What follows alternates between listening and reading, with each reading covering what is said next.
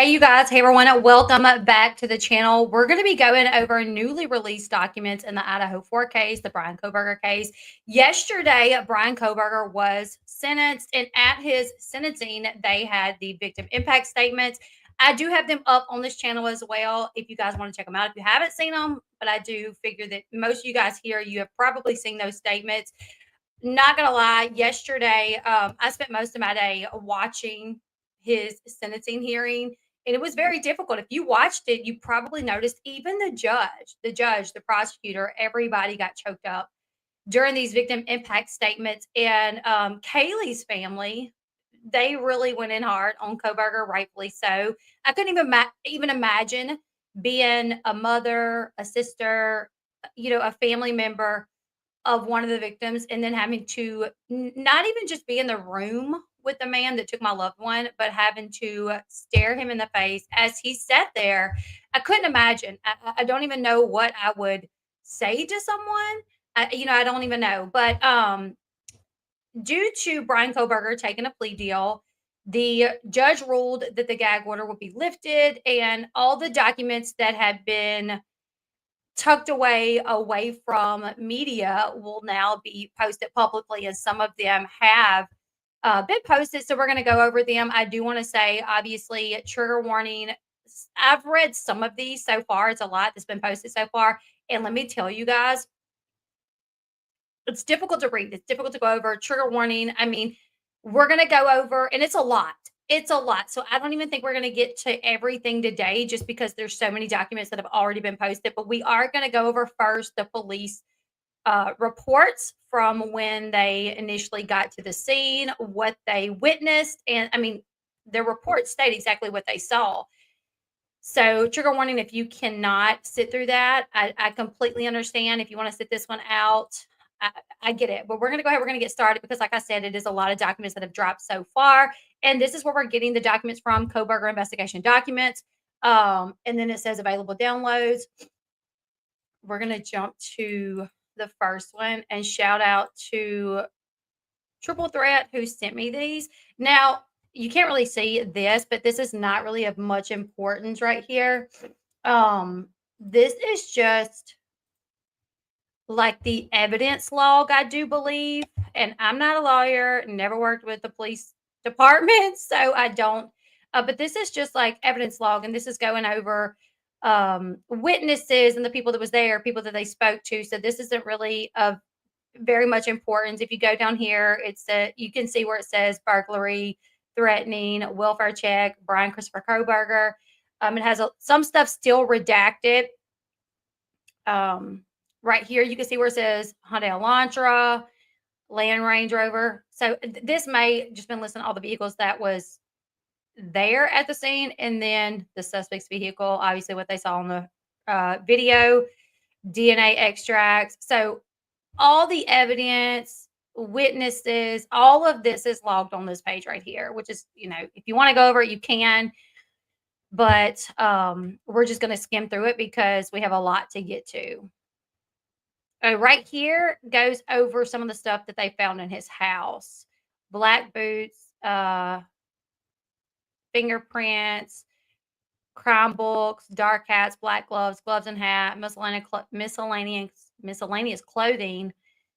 I guess they took a motherboard to one of his computers. I'm assuming that's what that means.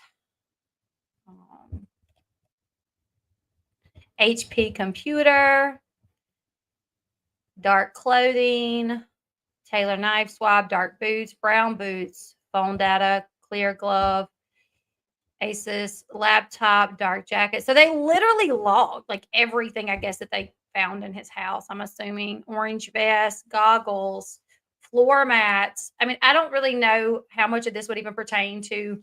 Some of this is also the suspects, the victim stuff as well, I'm assuming. Seat cover, my goodness, seat belt. Okay. Phone charger, vacuum filters, knife, vehicle swabs, AT&T bill, vehicle paperwork, marijuana. Oh, wow, that's interesting. I wonder if Bryan Kohberger had marijuana in his house. I mean, not that it's too interesting, but, I didn't see that earlier, so. All right. So this is just like I said, a log of everything that they found. All right, we're gonna go on down to like the first report of the police department being called and them getting to the scene. Bear with me, guys, because there's so much of this. Some of this is just even code. Like I get you can't really, I don't know. All right, so this is where it starts. It says general narrative outline, the offense, homicide, synopsis. Kaylee, Ethan, Madison, Xana were found deceased inside 1122 King Road. Total property value, damage stolen in a watch guard event. Yes, additional responding officers. Also, because we're going to read multiple officers' reports, just know that some of it is redundant because it's going to sound like almost the same exact report, but it is coming from a different officer. On November 13th, 2022, at approximately 1156 hours. Am I saying that right, Sean? I don't know. The MPD officers responded to an unconscious call. The RP, later identified as blank blank, reported her roommate had passed out, not conscious and not breathing. As I was preparing to leave the station, Officer Nuns. Yeah, Sean, I didn't tell you that her dog of 16 years passed away. Still praying for you, Steph. Okay, so Officer Nuns, who was already on the scene, advised of a likely homicide and asked for additional units. While I was en route, Officer Nuns advised he had located 2 additional victims. The victims were later identified as Kaylee, Ethan, Xana, and Madison. And the reason I don't ever say their last names is because as hard as I try to say some of their last names correctly, I still feel like I say them wrong. And I just feel like that's kind of I don't want to say their names wrong. So I'll just call them by their first names because I feel like I'll end up saying their names wrong. So the victims were later identified as Kaylee, Ethan, Xana, and Madison. Moscow EMS was asked to stage and not respond to the scene unless requested. Upon arrival, I saw blank, blank crouching near the entrance of 11 King Road. Blank was in obvious emotional distress. I entered through the first floor door, which faces north towards the parking lot.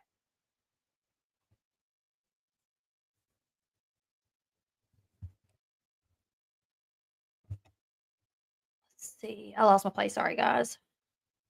I announced myself as the Moscow police officer and heard Officer Nuns and Warner respond from upstairs.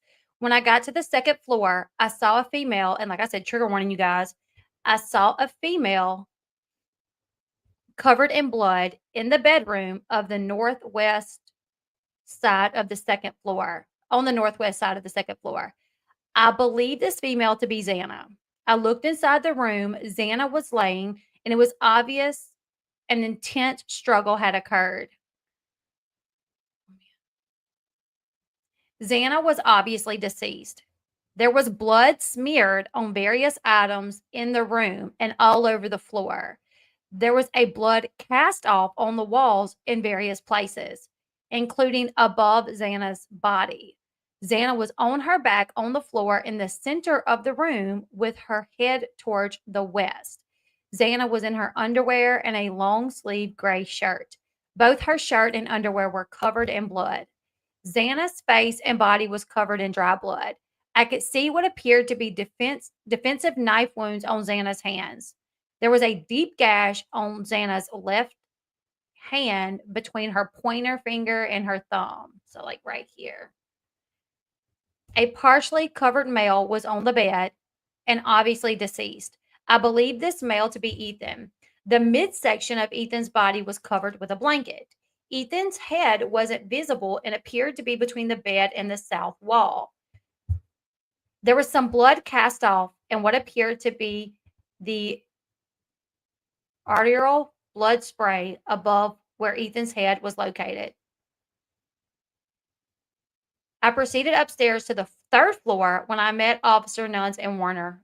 Officer Nuns and Warner advised the residence was clear of any additional people. There was a dog belonging to Kaylee on the third floor west bedroom, which has access to the third floor deck. The deck has no exterior access to the ground level. I asked Corporal Snyder to cordon off the area and Officer Nuns to start identifying the subjects that were on the scene when he arrived. I asked Officer Warner to start a crime scene log at the front entrance. Once Officer Smith arrived on the scene, I asked him to stand guard at the kitchen sliding door, which I later learned was ajar upon arriving. On the third floor, I went to the southeast bedroom where Officer Nuns and Warner advised they found two females, whom I believed to be Kaylee and Madison. Both females were obviously deceased.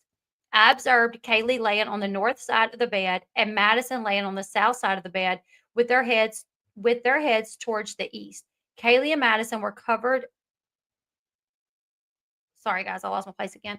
Were covered in a pink blanket, covered by a pink blanket, which was covered in blood.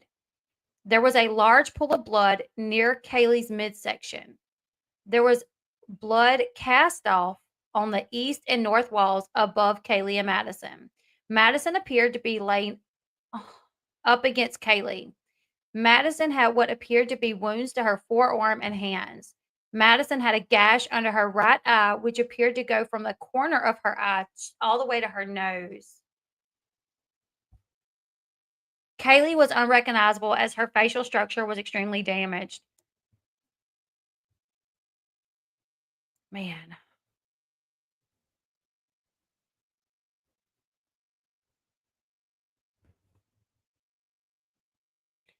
This is devastating to think about these girls. And what's even more devastating is like knowing the dynamic between Madison and Kaylee, how close they are. And then to hear like they were best friends, in life and in death, passing away, and to hear that like her body laid up against Kaylee's, I don't know. It's just very sad. All of it is very sad. Um, Kaylee was unrecognizable as her facial structure was extremely damaged. I did watch an interview that Kaylee's dad had done, and he said he was told that it seemed that Kaylee's face may have been like beaten in. So, I mean, that's probably why her face was unrecognizable because he possibly punched her so much in the face that it messed up the structure even of her face. I asked Officer Nuns to close the door to the bedroom so the dog did not try to disturb the scene. Other than that action, MPD patrol officers left the scene as it was found. I, I was later confirmed with Officer Nuns that no EMS personnel entered the room prior to my arrival. I contacted Captain Barrett and asked him of the situation. Captain Barrett said he would activate detectives and get more resources en route. Once Detective Sergeant Lawrence arrived on the scene, he requested one of the responding patrol officers begin writing a search warrant, which was assigned to Officer Nuns. Corporal Snyder was assigned to take initial photos of the scene, while Officer Smith and Warner remained as security at both entrances. I collected the dog from the third floor and took it outside. Uh, Olson transported the dog to the Humane Society on my behalf. Oh, I wonder what happened to the dog. Do you guys know what happened to the dog? LCSO department, which I guess is like some sort of services for dogs. Officer Nuns was interviewing a large group of individuals who were associated with the residents. Officer Nuns asked that I finish getting contact information for the individuals. I contacted and later added the following names to the call: blank 112 King Road residents. That would be Bethany and then Dylan. I don't know why they have these names redacted. I guess it was redacted early on. The boyfriend has the dog? Okay. And then, so Bethany, Dylan, and then there's a few other people, which I'm gonna assume would be Hunter, Emily, some of the other people that were there.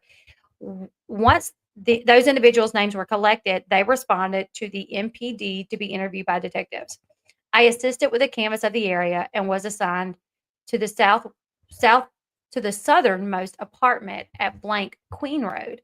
I contacted the residents following apartments whom claimed they didn't hear anything. Blank and blank. I attempted contact at the following apartments with no response. Blank and blank. There is no apartment blank or blank. I remain associated with the call and assisted with scene security until approximately 1800 hours.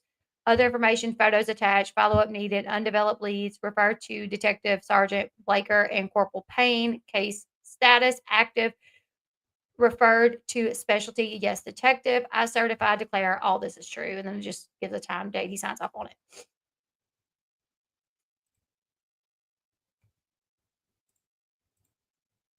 All right, we're going to go to the next one. Let's see.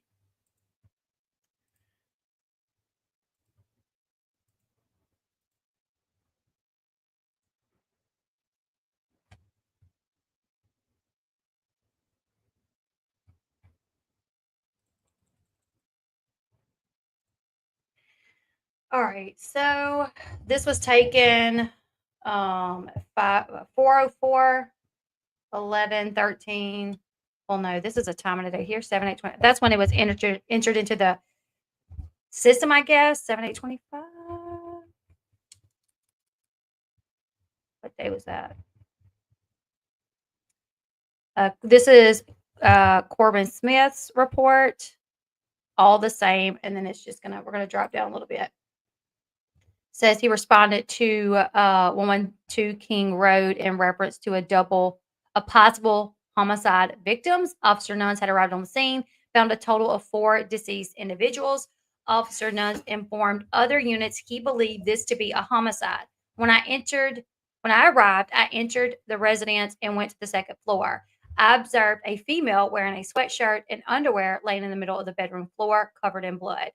I observed deep lacerations indicative of defensive wounds on the female's hands. The female was surrounded by blood on the floor. I observed a male laying in the bed. The male appeared to have suffered from stab wounds and a laceration to the neck. The male was covered in blood, and the bedding around him was soaked in blood. In the third floor bedroom, I observed 2 females lying in the bed, which appeared to have been stabbed to death. The female laying on the left half of the bed, as I looked at it from the doorway, was unrecognizable. Her face was completely disfigured and was stabbed several times. I was unable to comprehend exactly what I was looking at while trying to discern the nature of the injuries. The second female on the right half of the bed had multiple stab wounds. The comforter was soaked in blood and a pool of blood was still present. Y'all, the fact that he could do, you know what I wondered as they were reading, as the family was reading their victim impact statements, I just kept wondering like what was going through his head. I kept wondering because Xana's sister looks a lot like her. I wondered in the moment that Xana's sister was up there giving her victim impact statement, what was he thinking? Was he remembering, what he did to Xana? Because Xana put up a fight, they say. So I couldn't help but remember. I mean, I couldn't help but think, like, if he was remembering in those when Kaylee's sister stood up to talk, and she asked, when you went into the house, what all did you go in with? What did you leave? What was your life like before you did this to my sisters? I really was wondering, like, what is he thinking? Is he going back to the moment? Is he reliving the moment? Is that something that gives him pleasure? Does he look back and think, wow, I am crazy? Wow, I am psycho? Like, wow, I am evil? I really wondered, like, what he was clutching his jaw, she told Bryan of News Nation. Yeah, that's what I was wondering. I was wondering if this was like where it was something he enjoyed. Seeing Xana's sister for sure, because Xana's sister looks a lot like her. So I remember when she walked up watching it, I remember thinking, is this weird for him to see her who looks so much like Xana and he killed her?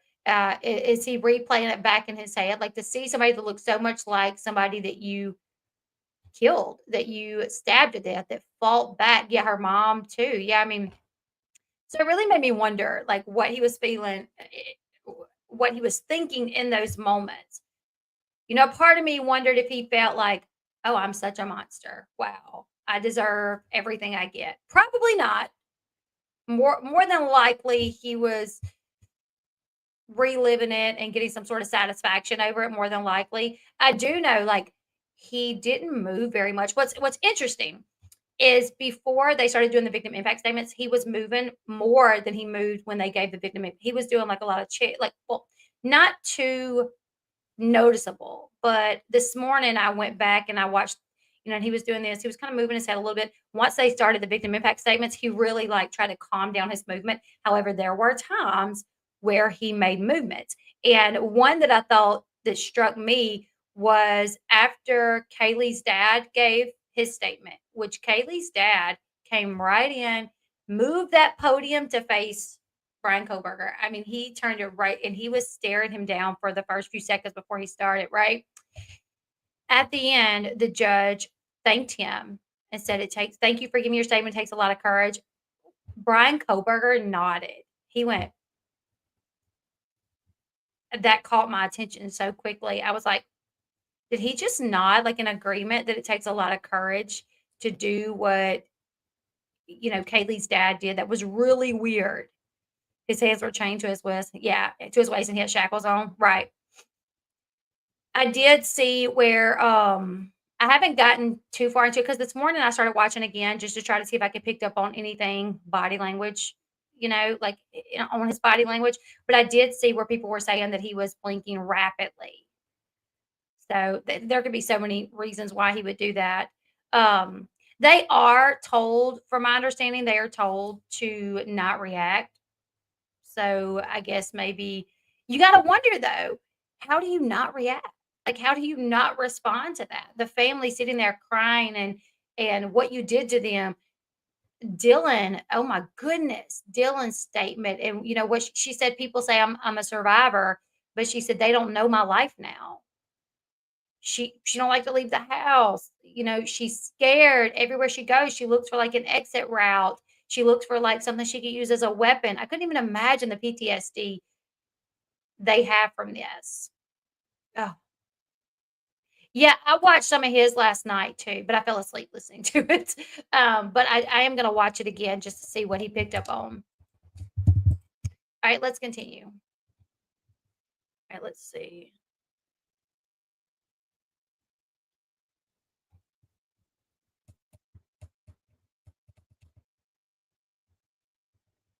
The male appeared to have suffered from stab wounds and a laceration to the neck. The male was covered in blood, and the bedding around him was soaked in blood.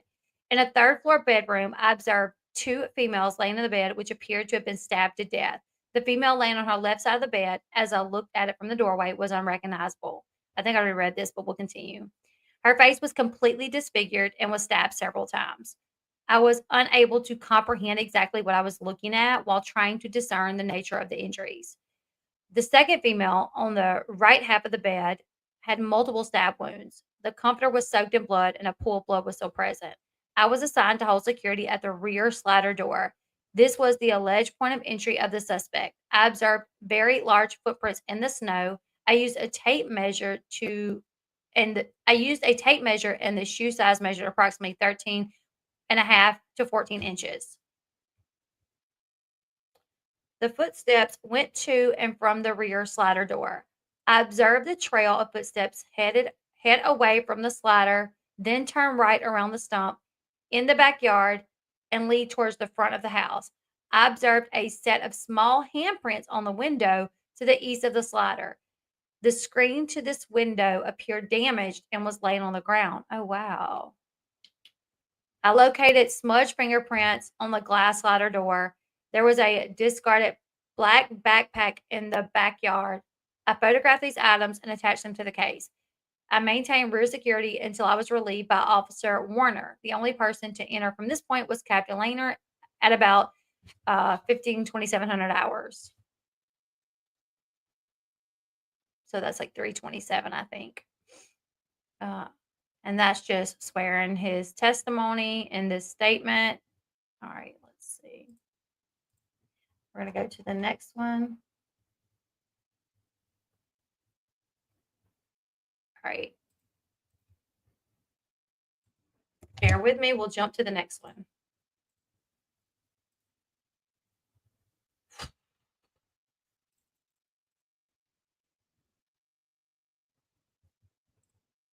All right. So whose is this? This is Officer Warner. On 11/13/22 at approximately 1100 hours, 11:58. I responded to a report of an unconscious person at 112 King Road. Dispatch advised the female was passed out from intoxication and not waking up. Dispatch advised there was a male seen in the room with the female last night. A short time later, dispatch advised the female was not conscious and not breathing.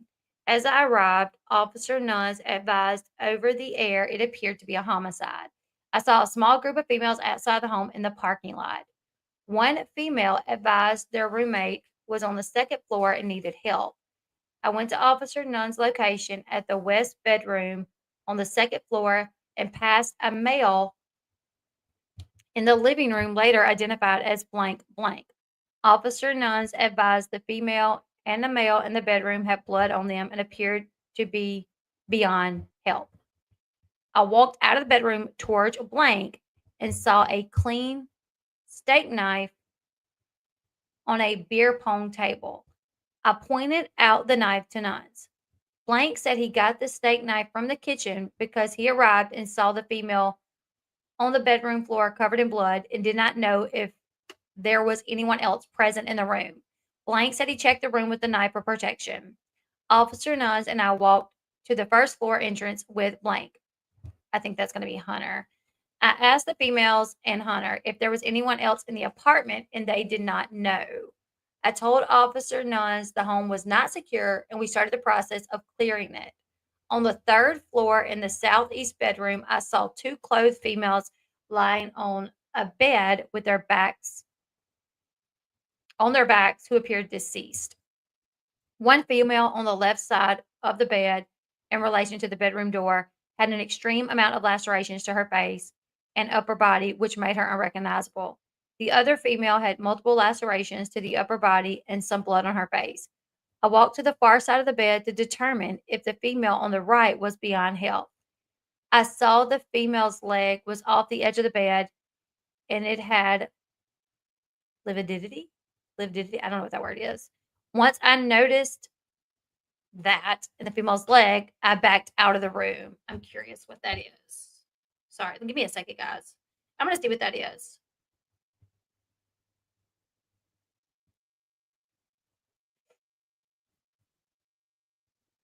Oh, okay. It's livor mortis. So it's Latin for bluish color of death. It is skin discoloration that occurs after death due to the blood settling in the body's lower regions. Okay, that makes sense. So, yeah, means they've been dead for a while. Officer Nuns and I checked the rest of the third floor and saw that it was clear. There was a poodle in the west bedroom on the bed, which was later taken to the Humane Society. After clearing the home, I briefly interviewed Blank. Blank said he was at his apartment. Blank and his girlfriend, Blank, received a phone call from one of the girls who lived on 112 King Road. Blank said Blank was called by one of the residents who said they could not wake up the female on the floor. They could not wake the female on the floor. Blank said he came over to the home at approximately 11:55. Blank said he saw the female on the floor in the bedroom and did not see the male on the bed, whom he identified as Ethan, before grabbing the knife. Blank said he entered the bedroom and checked the female's pulses and found none. Blank said he did not check Ethan and left the home. I thanked Blank for talking with me and told him he could go stand with Blank, who was with the other residents in the front of the home. I stood by the front door and started the crime scene log at 12:15. Sergeant Gunderson relieved me for approximately 3 minutes so I can get my gloves during my time at the front door. At approximately 15:02, let's see, that's 3:02, I was relieved by Officer Rosinski, who took possession of the crime scene log and returned it to the station. At approximately 3:28, I came back to the scene and relieved Officer Smith, who was standing at the rear sliding glass door, which was found open when officers arrived. I remained at the back door until I was relieved by Officer Nunez. I think his name is Nunez. At approximately 4:28. I think it's Nunes, but I don't know if I've been saying that incorrectly.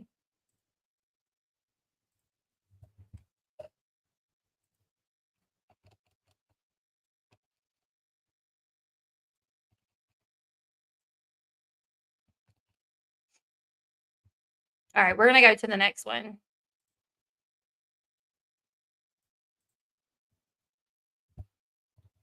Where are we at? That was 2. We're gonna go over to 3. So bear with me. All right.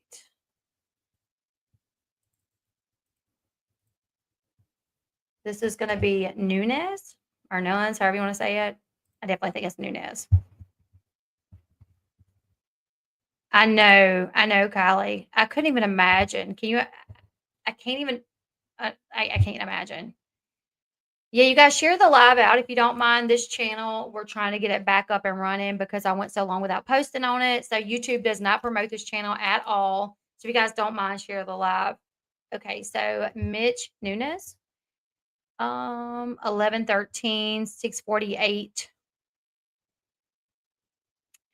All right. So it says 111322 at approximately 1156. I responded to an unconscious subject, King Road.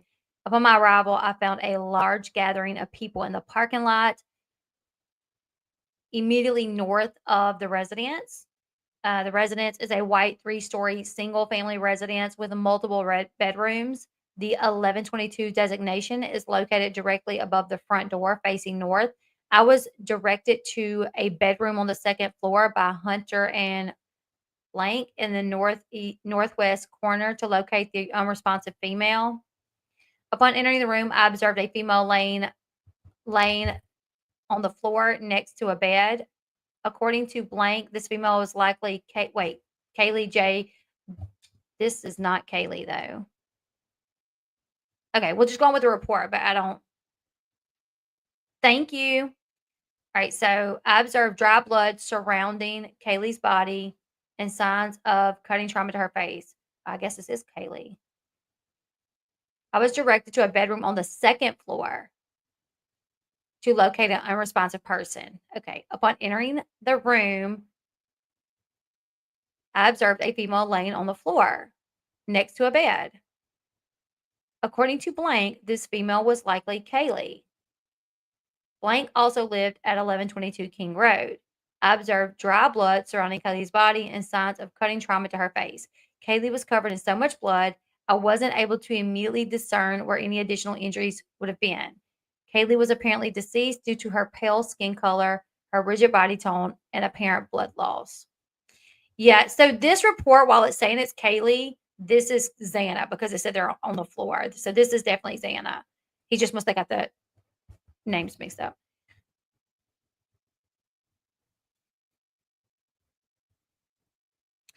On the bed in the same room that I observed Kaylee in, I observed a male lying on a bed.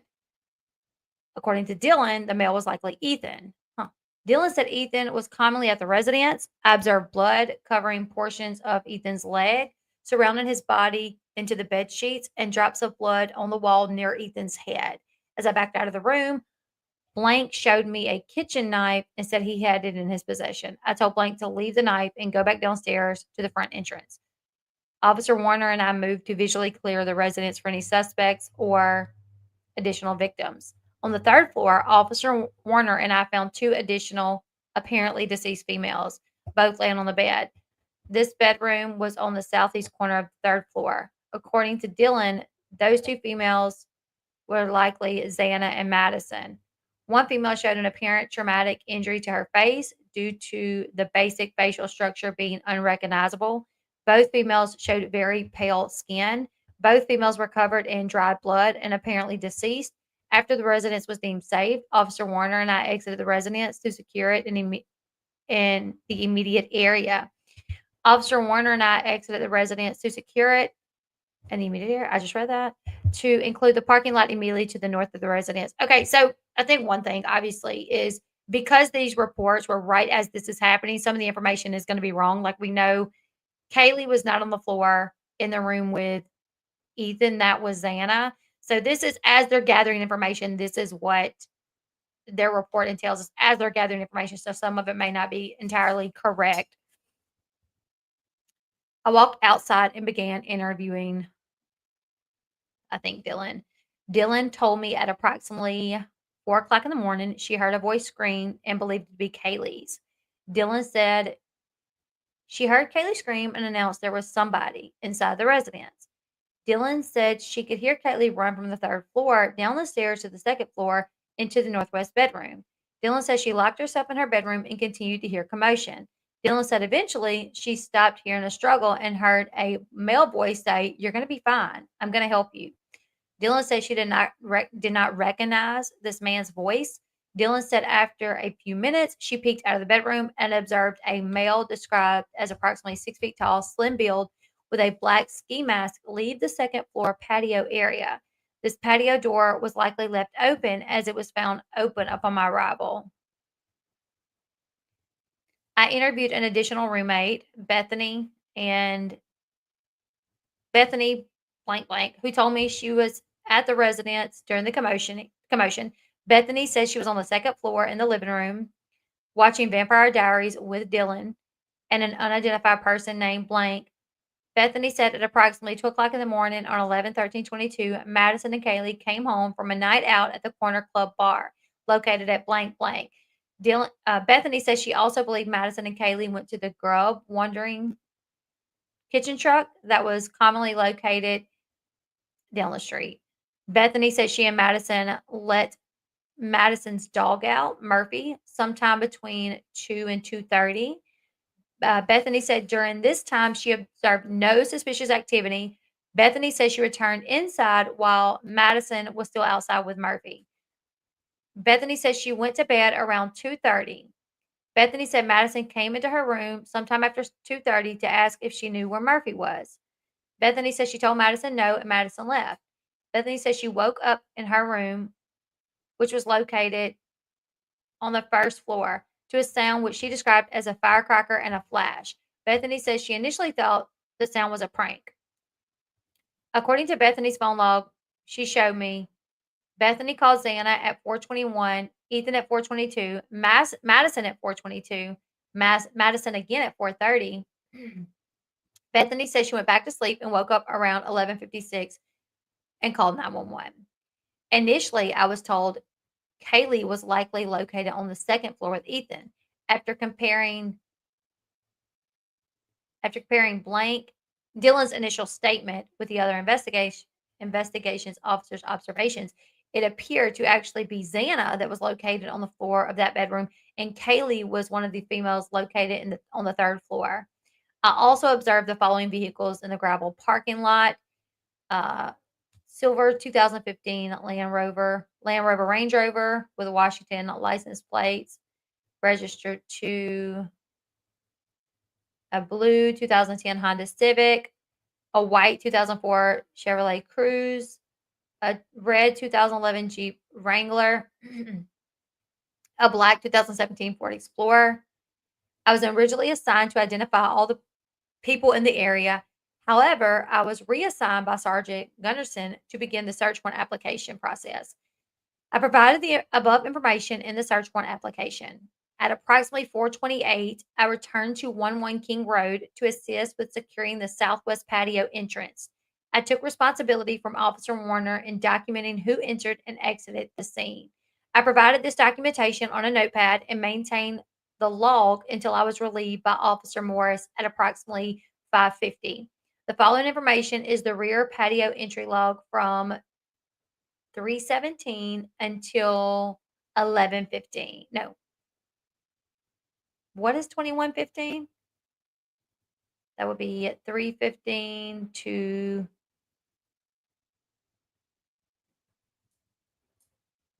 10:15. Sorry, guys. I'm not really good with military time. Dr. G, yeah, that's who you're talking about. He's the guy. Yeah, he's the bald guy. All right, so Officer Smith, recording entry just goes over the names, I guess, of the people that was there.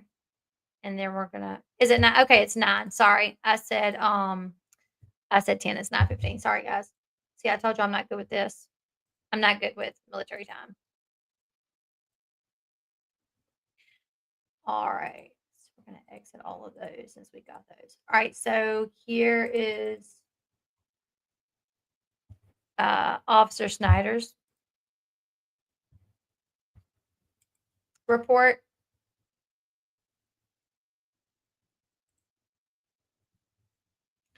All right. So he arrived a responsive subject. Up on my arrival, I noticed there were several college-age subjects in front of the residence. I was directed to use police caution tape to cordon off the area. As I was working around the residence, I noticed the back door was open and there were footprints in the snow coming from the back door on the back porch. Officer Smith took photos of these prints with a measuring tape. He watched the backyard area to make sure no one else came into the area. I noticed there were a few footprints that left towards the west of the backyard. This portion of the backyard is connected to two other residences, 1118 King Road and 1126 King Road, both directly to the west. The footprints appear to lead towards west towards King Road between the residences, but I was able to see where the footprints went after the yards connected due to the amount of rock landscaping.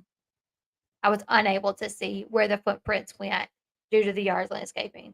I was unable to discern how old these prints were. There had not been recent snowfall.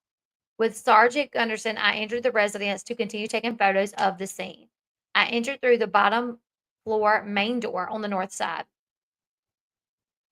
I took photographs of the rooms, the living area of the residence. The photos were downloaded onto a CD and booked into the evidence. The photos were labeled in this report with a brief description of each photo.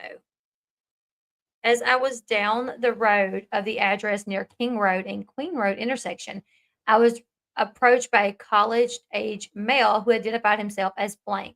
He informed me that he lived at blank blank King Road apartment blank. He stated his blank blank lived upstairs at 112 King Road and they shared a dog that was there. So that would be Kaylee's boyfriend, ex-boyfriend.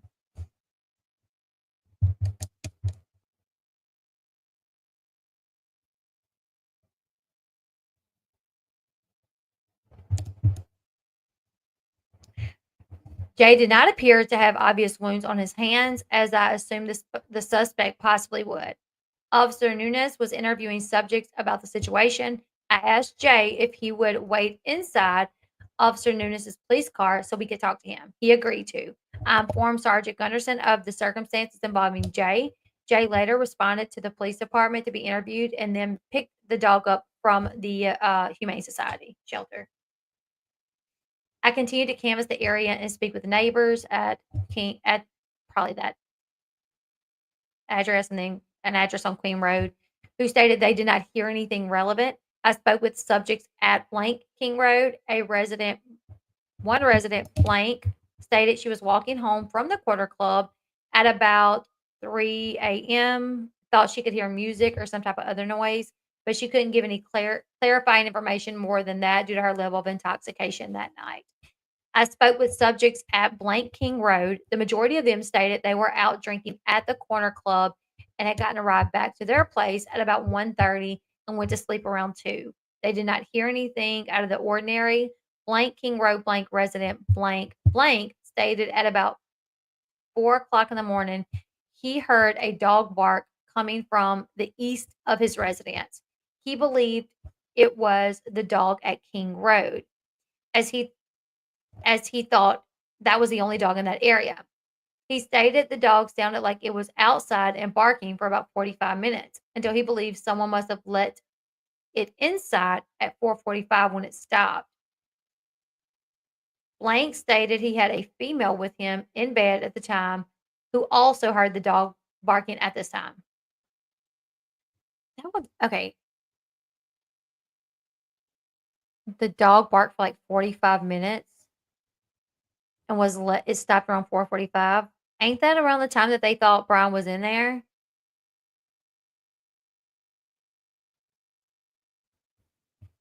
I spoke with residents at King Road, at blank King Road. Blank blank informed me they had a camera facing the west of the address that they believed captured a portion of the road. They first provided me with a SIM card out of the camera. However, they could not get it to work, and neither could I. They gave me the username and password. I informed Detective Maury of the information, and they gave permission to access camera footage and record the necessary surveillance video.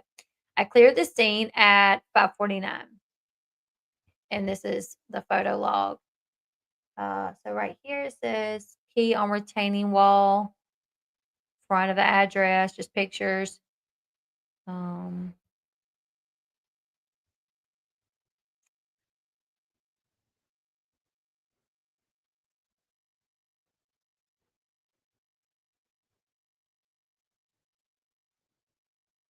Second floor, female victim, blood on floor, closet, female victim, male victim, foot of the bed, male victim, female, UID card, pink, pong table, blood, knife, second floor couch. So just everything they took pictures of, and I'm sure they took pictures of every part of that house just to make sure they didn't miss anything.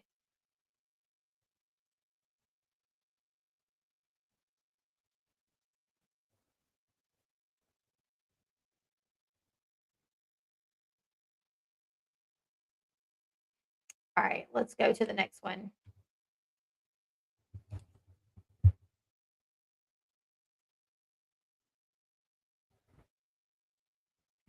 All right, so the next one is gonna be Delinger, Officer Delinger.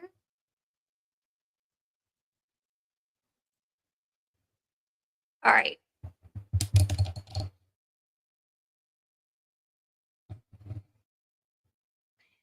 What is the you guys remember the exact times that they think this happened? Because I'm wondering if I, surely I don't think Kaylee would have like went to bed with her dog outside. Dylan said she went in there and asked like, "Hey, have you seen Murphy?" She said no. Um, and he was outside barking for like 45 minutes. I wonder if it's possible that he was inside barking. That maybe he was in Madison's room and couldn't get out and was inside barking. Because when the police got there, he was in Madison's room. I mean, I guess it's possible Madison I don't know. I'm kinda confused by that, where I am 425. Yeah, I'm kinda confused about the dog being outside unless they just got their times a little wrong. Alright, here is the next one. So, this officer arrived on the scene at 12:53, spoke with Sergeant Gunderson and Sergeant Lawrence, who gave him a brief overview of the information gathered at the time.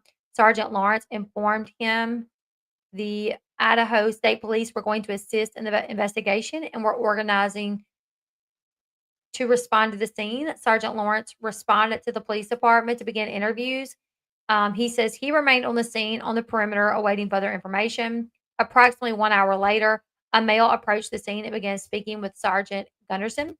The male was identified as Blank. I overheard Blank state his daughter lived in King Road, that he had been trying to get in touch with her but was unsuccessful. It was also learned J daughter J.R. redacted was nearby the scene. I asked redacted if he and redacted could come to the police department to speak with me. Redacted agreed, and I returned to the police department. I contacted Sergeant Lawrence at the police department and asked if he had the names of the victims. Sergeant Lawrence stated he did and gave me the list. I saw one of the victims' names was Xana.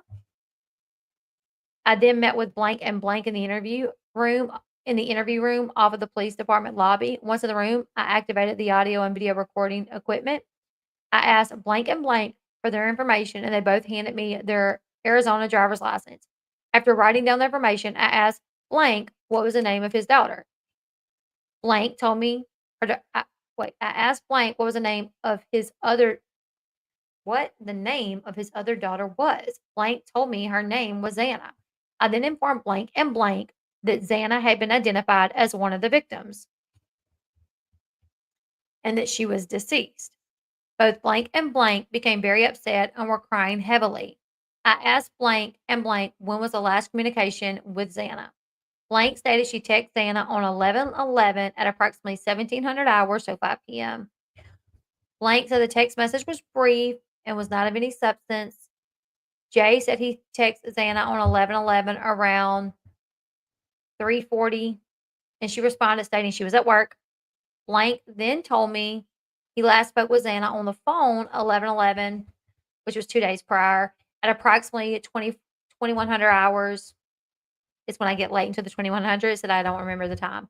When they spoke about going to WSU football game, I asked Blank where Xana worked, and he said at Mad Creek. I asked Blank and Blank if Xana had mentioned anything about having any issues with anyone or anything strange occurring lately. Both Blank and Blank said Xana had not said anything. Blank said Xana had a boyfriend, Ethan, who she had been dating for about 6 months or so. Blank said everything seemed fine with their relationship, and Blank added how he had met Ethan's parents in passing this weekend. It should be noted Blank was in town visiting as he resides in Arizona, and it was Washington State University's Parents Weekend. I asked Blank and Blank if there were anyone that wished to ask Blank and Blank if there was anyone they wished to contact for them or if they wished to speak to anyone such as a member of clergy. Both told me no. I gave them both my business card and informed them that our detectives would be in contact with them in the future. Blank and Blank then left the police department. Video and audio recordings of the interview case is attached.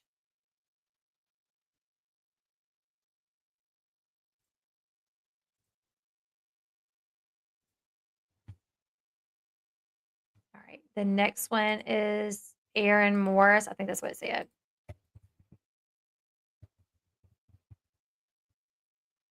Yeah, Aaron Morris.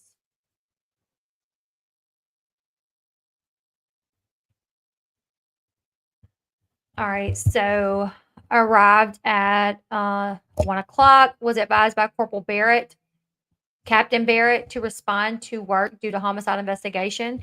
I was told to remain available for calls for service. At around 4:30, I relieved Officer Rosinski on the north side of 112 King Road. I was stationed for scene security and helped keep a log of who entered and exited the crime scene. Officer Smith entered at 5 p.m. and exited at 5:25. Um, Inspector Talbot entered at 5 o'clock and left at 5:40. Corporal Payne entered. So this is just going over everybody that entered the residence. The officers, the corporals, the inspectors, everybody. Um, Officer Steerick relieved me from the north side of the residence, and I went to the south side to relieve Officer Nunes at around 1800 hours. I stood at the rear of the residence for scene security. I assisted Sergeant Blaker in putting evidence tape on the sliding glass door on the south side of the residence. The tape was to ensure no persons tried to access the scene overnight. I returned to the north side of the residence for the remainder of the night. Once Once ISP and investigators make their final walkthrough, the residence was secured at 2344, so 1144. Rosendale relieved me and I cleared NFI. And then we're going to go to the next one.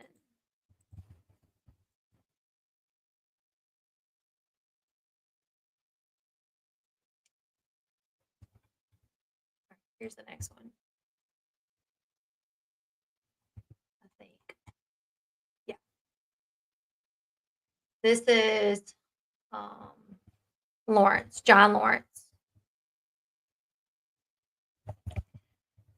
So at 12 on that day, Captain Barrett called me and informed me there had been multiple victims of a homicide located at a residence on King Road and requested all available detectives.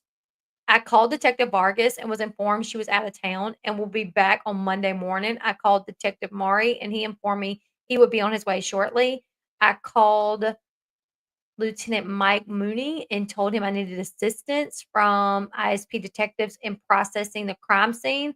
Lieutenant Mooney put me in contact with Sergeant Gilbertson. I briefed Sergeant Gilbertson on what he knew, on what I knew, and he told me he would start to assemble his team. I responded to the scene where I met Sergeant Gunderson. Sergeant Gunderson informed me that the officers were dispatched to an unconscious person at King Road, and that is when they found the four deceased college people in the residence. I told Sergeant Gunderson I needed someone from his team to return to the police department to start writing an affidavit for a search warrant.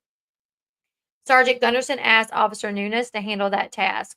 I then did a very brief walkthrough of the residence. I entered the residence from the entrance on the north side of the building. Officer Warner, who was securing the scene, logged my entrance into the residence. I then went up the stairs and located a deceased female on the floor and a male in the bed in the west bedroom on the second floor. I climbed the stairs to the third floor and located two deceased females in the southeast bedroom. They were both in bed. I spoke with Officer Smith, who was securing the residence at the south entrance for a moment. Then I exited the residence through the north entrance. Officer Warner noted my departure. I called Sergeant Gilbertson and informed him of the additional information provided to me and what I had seen. I told him MPD would be needing their assistance. I also told Sergeant Gilbertson MPD had an officer writing an affidavit for a search warrant. I returned to the police department where I met with Sergeant Blaker and Corporal Payne, who I had called earlier and requested they respond to the PD. At this time, Detective Maury was at the police department. I requested they interview the other occupants of the residence where the deceased were located. They were also there were also several friends of the deceased who had been with the deceased the night before and may have information of their whereabouts and who they were with prior to the murders. Those interviews started at about 13:48. So that's 1:48. Those to be interviewed around those to be interviewed around those to be interviewed arrived at the PD at 13:30, so 1:30. I put them in the training room and provided them with drinks and snacks. Captain Lanier arrived and asked me how he could help. I request he find officers that were not already tasked and complete a canvass of the neighborhood. Captain probably Lanier, took care of the neighboring canvases. And if I mess these names up, I do apologize. I'm giving it my best shot.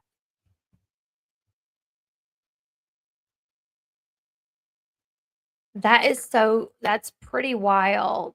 Bree says her son almost went to the University of Idaho. I'm glad my kids aren't going off for college. Like, I'm glad they're staying close and they're, live like, I don't even want my kids living on campus, to be quite honest. Like, I want them at home. This is like every parent's worst fear.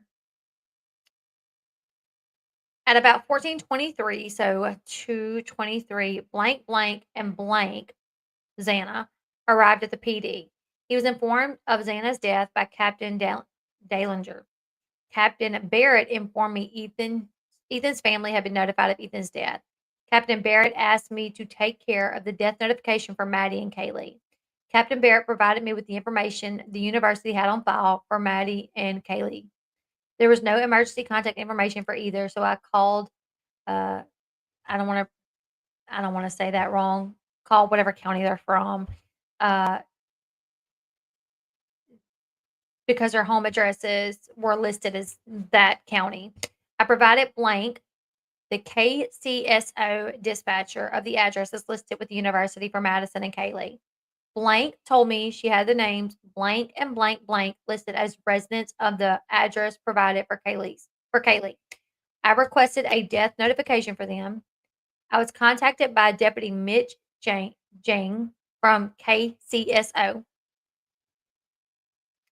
He asked what he could tell the parents, and I informed him we knew very little at this time.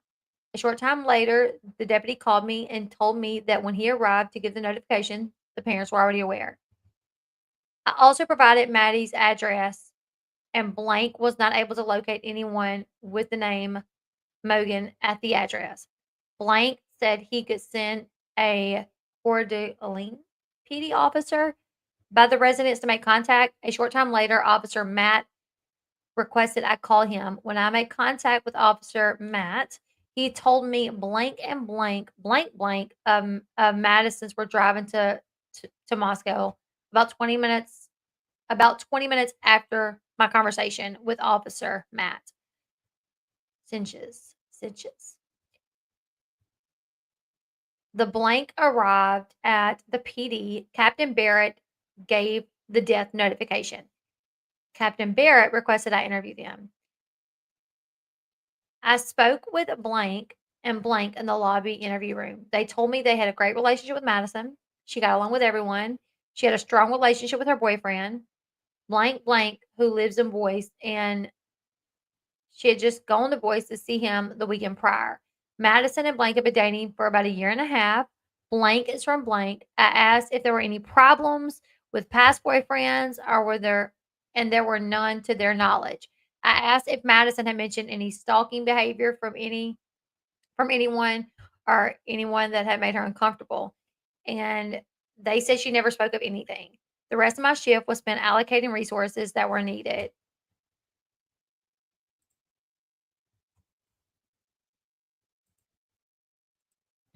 All right, we're going to go to the next one.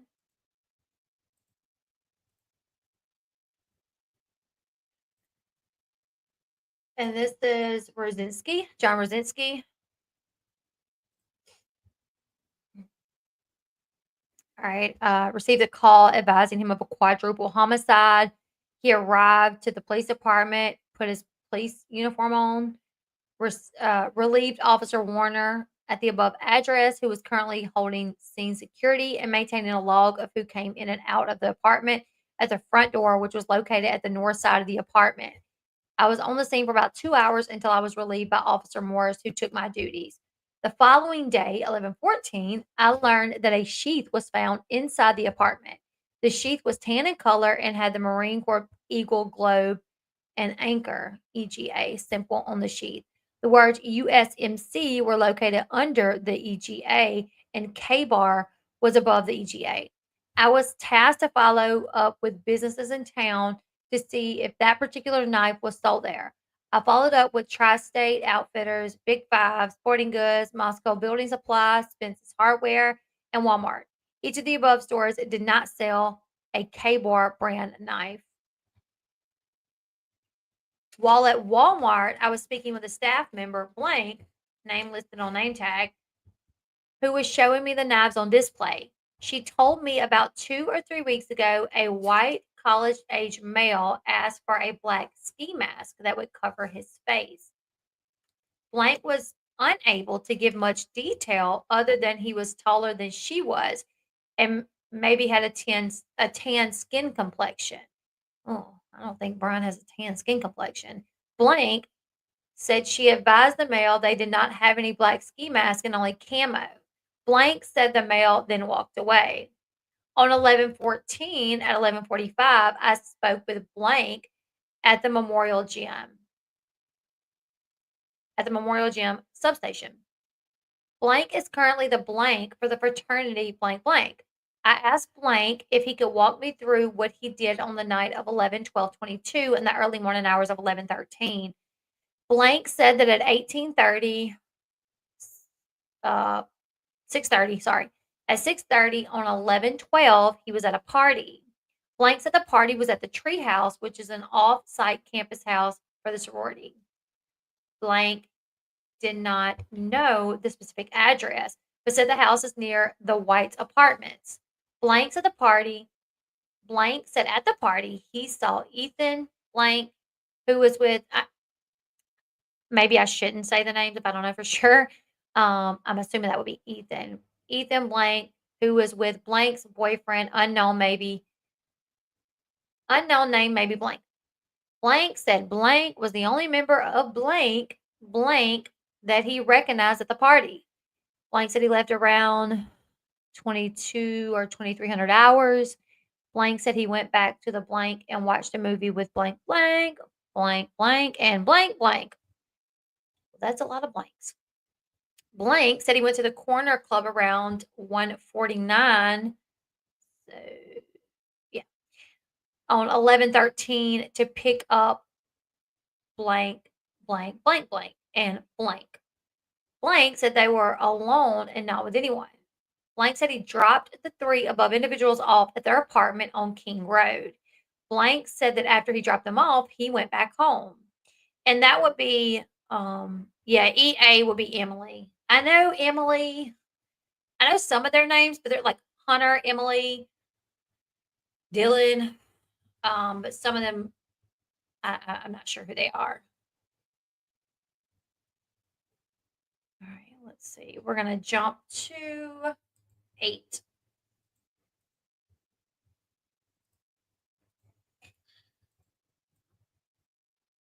No, 9. Sorry. This is, yeah. I wouldn't. Well, yeah, I wouldn't think that Ethan's name would be redacted, but I don't know. Anybody know anybody else's? Oh, E would be Emily. You're right. So that was probably Emily, not Ethan. All right, let's see. All right, so this is Officer Morris. This is the day after. At approximately 1100 hours, I responded to King Road in regards to a follow up.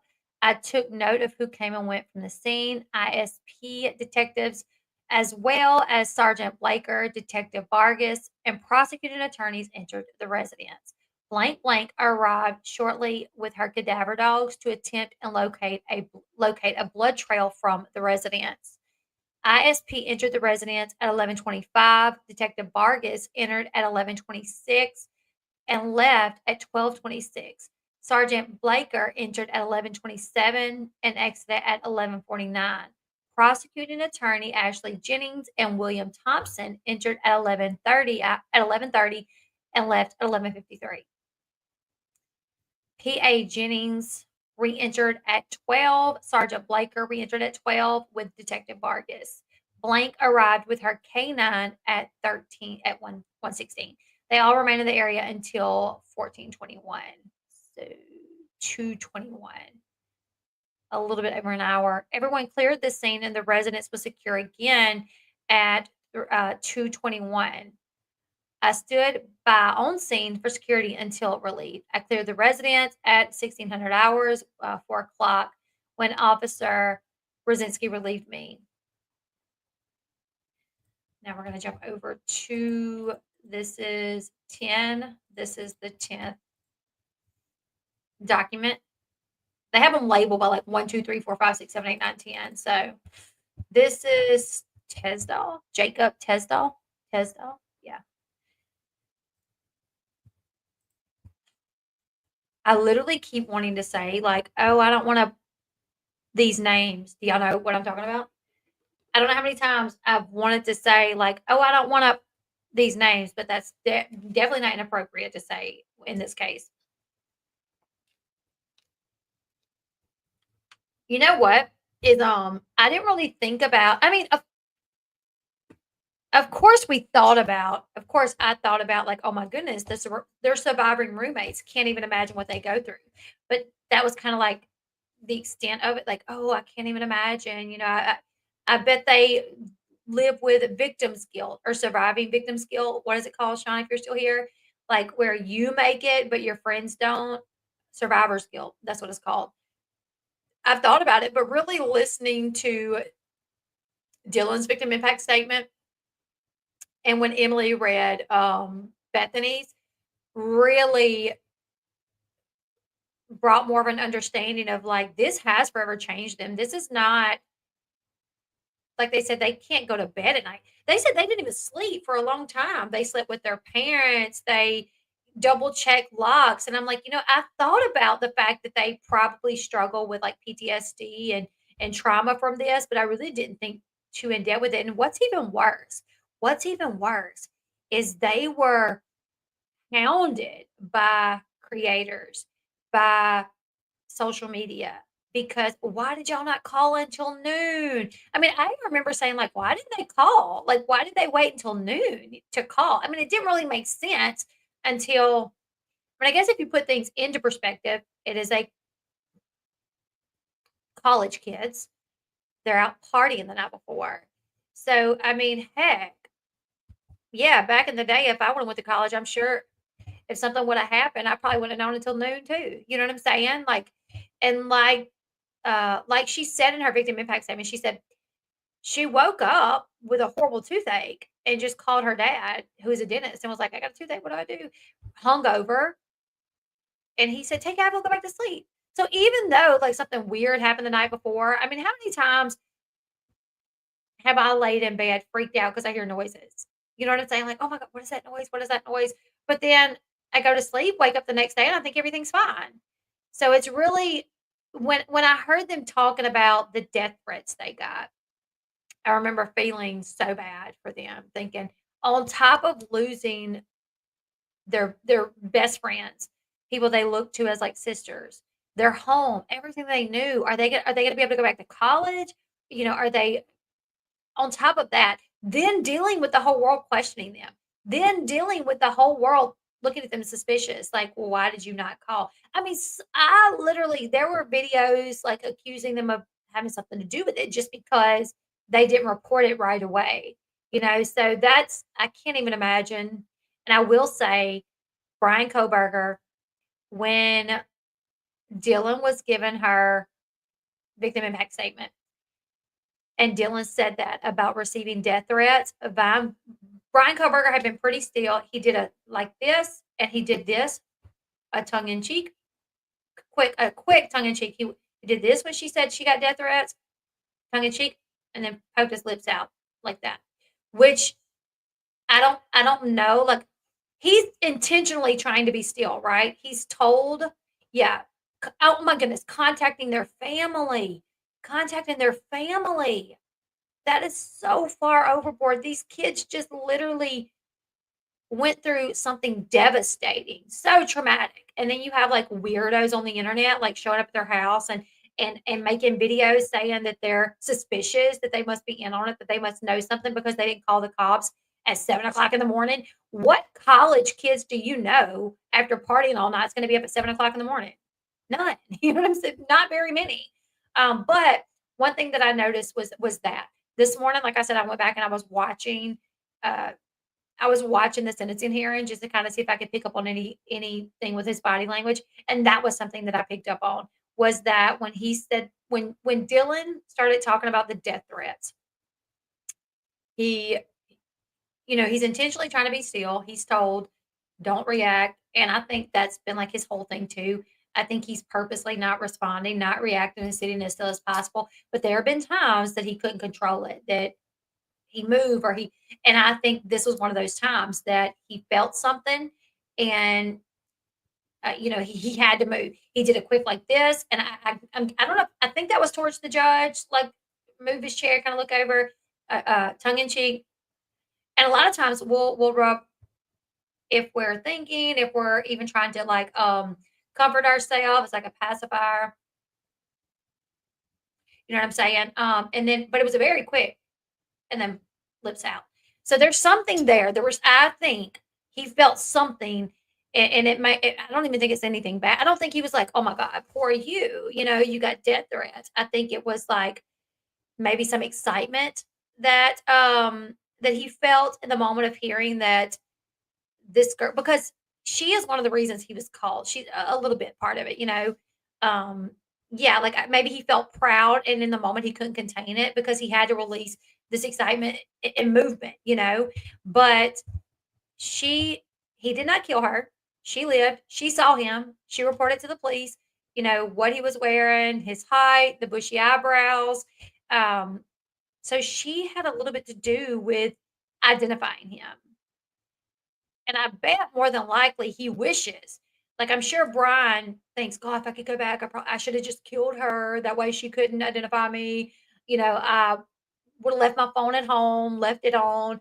I, would have walked. I would have parked somewhere and walked so the camera wouldn't have got." I'm sure there's a lot of things that in his mind now that if he could, he's thinking, if I could go back, I would do this. And I'm sure Dylan, for Brian, he probably has a lot of disdain for her because in his mind, he feels like, "I passed her up, did not do to her what I did to everybody else, and then she was able to identify me a little bit to the police." So, I think when he heard that she got death threats from this, that people believe that she has something to do with this, I do feel like it gave him a little bit of satisfaction. And in that moment of like his excitement, it came out in like a twist and then like that. I don't think his eyebrows went up, but just think about when somebody does this. Like, that's what you get. You know what I'm saying? So I don't, and he has autism. He's a psychopath, so his movements are not going to be the same as someone that feels empathy, that feels, normal feelings the way someone that's not a psychopath does. But the fact that he tried so hard to be still this entire time, but there were a few times that he did move, and that was one of them. I feel like there was something there. All right, let's continue. Oh my goodness, I do believe. Yeah, I think you're right, Janie. They should make laws to protect people from crazy people on social media. If there were strict laws, people would think twice before they harass him. There's one guy. What's his name? He's bald. He wears a hat. Investigates something. Something investigates. I think he was even on one of the documentaries about them because he like went overboard, like showing up at their houses and stuff. These people just went through something so traumatic with their best friends were murdered. And then you, this like random creator, you're showing up outside their house. They don't know if you're there for content. They don't know if you're there because they don't know what the reason is that you're there. As far as they know, you're dangerous. All right, so here is Tesdal on November 12th. At 2100 hours, I began an overtime shift for a plainclothes detail on the University of Idaho campus and related areas. This patrol was for minors and possession, consumption of alcohol, along with other alcohol drug offenses. During this patrol, I and other officers with me, Officer Rosendahl, only had our body worn cameras. We were operating out of the Moscow Police Department Ford Fusion, which I drove throughout the entire detail. This particular department vehicle did not have a dash camera or any other recording devices. My street time conducting the plainclothes detail concluded at 3:52 on November 13, 2022. During this detail, Officer Rosendahl and I made several patrols through the area of King Street and Queen Street. During each patrol of the area, we traveled on the north side of 500 Queen Road, heading west. We wrapped around the building, heading south of the east side, then west on the south side of the complex. We then traveled north on the west side, turned west on Queen Road, and then proceeded on King Road. During one of the patrols in this area, while approaching the southwest corner of 500 Queen Road, I recall seeing a darker colored vehicle with taillights on. This vehicle was parked facing south, on the south side of the parking lot, towards the west end. There was a short section of the parking lot which extended to the west of 500 Queen Road, south of 11 King Street, which is where the vehicle was. Each time we patrolled this area, I drove the same route. During the final patrol, which to the best of my recollection was between 2 to 3 on November 13th, as we traveled north on the west side of the apartment complex, I saw several individuals approaching the residence at 112 King Road. During this detail, I was looking for alcoholic beverages, open alcoholic containers, and individuals who appeared to be intoxicated. I observed the individuals as I drove past, but did not see any reason to contact them for other related patrol. I recall my view of the individuals being obstructed by vehicles and brush on the east side of the parking lot of 112 King Street. The individuals were walking close to a vehicle which was parked in the northeast corner of the lot. As I turned on the Queen Road and traveled west, I continued to view the individuals. From my recollection, there were at least 2 individuals, possibly 3. I recall one of the individuals having blonde hair. I did not recall exactly how many individuals there were and what they were wearing or any other details, as I quickly looked for beverages in their hands and whether they were staggering from intoxication. Since we made several patrols to the area, I cannot say with 100% confidence I saw the vehicle on the same path as I saw the individuals. Upon my radio history, I contacted 3 individuals at Blank Taylor Avenue at 2:55. To the best of my recollection, this was after exiting King Street. After seeing the individual at 1122 King Street, we cleared this contact. That one's really not of any substance, to be completely honest. All right, so that's going to be 10. Bear with me. Let me get the other ones up. It's so much. Let me show you guys this.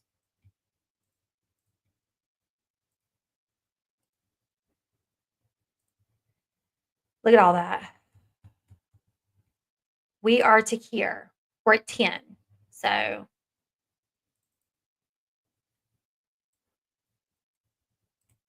but like I said, we probably won't get all of, through all of them today, but we'll just get what we can get. Whoa, that's weird. All right. This is going to be David Hathaway's statement.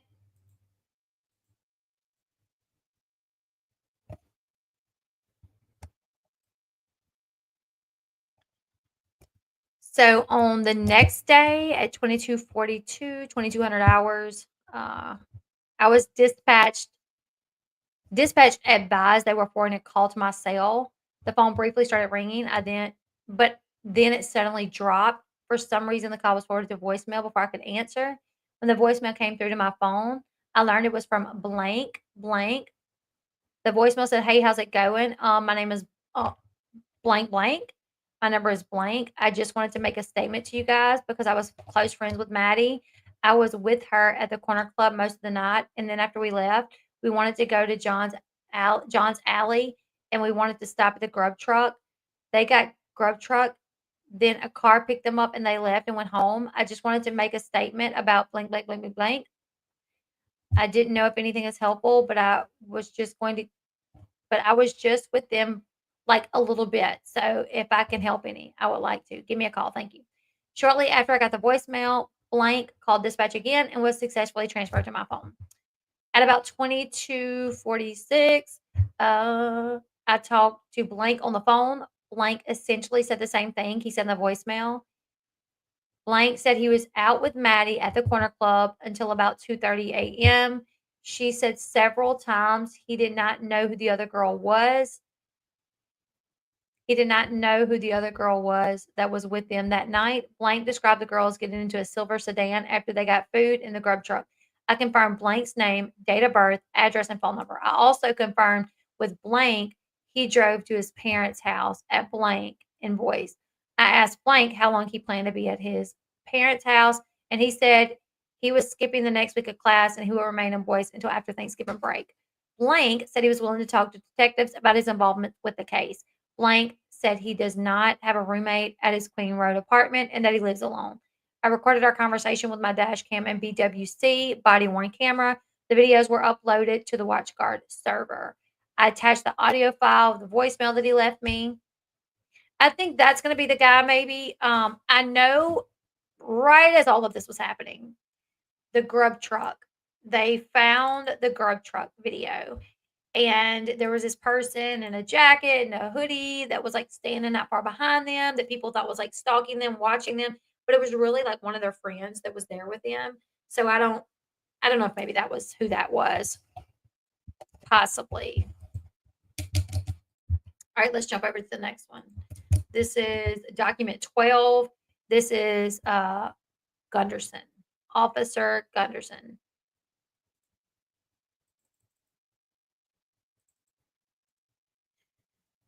All right, so this is the day after. He responded to King Road and Queen Road, photographed and looked in 3 dumpsters in the area outside blank King Road, 1122 King Road, and blank King Road. All 3 dumpsters were located on the street. I saw nothing of evidentiary value in the dumpsters. I photographed them and cleared this area. ISP later pulled the trash pursuant to this investigation. Some blood was located on the second floor at blank Taylor Avenue. Blank Taylor Avenue is commonly referred to as the Whites and is a known party location. The blood was isolated to one area with no trail to either area. I photographed the blood and notified the scene investigators. Officer House and I walked various areas around the crime scene looking for evidence.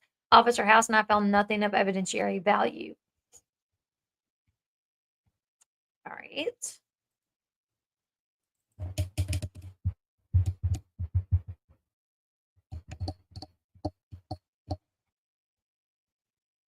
We're gonna go to Officer Lanier, Roger. All right, let's go to the document 13.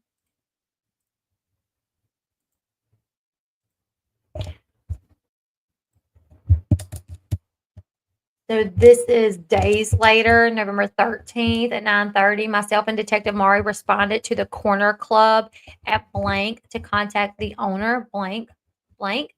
This was a prearranged meeting to view video from the evening of November 12th to the early morning hours of November 13th, 2022.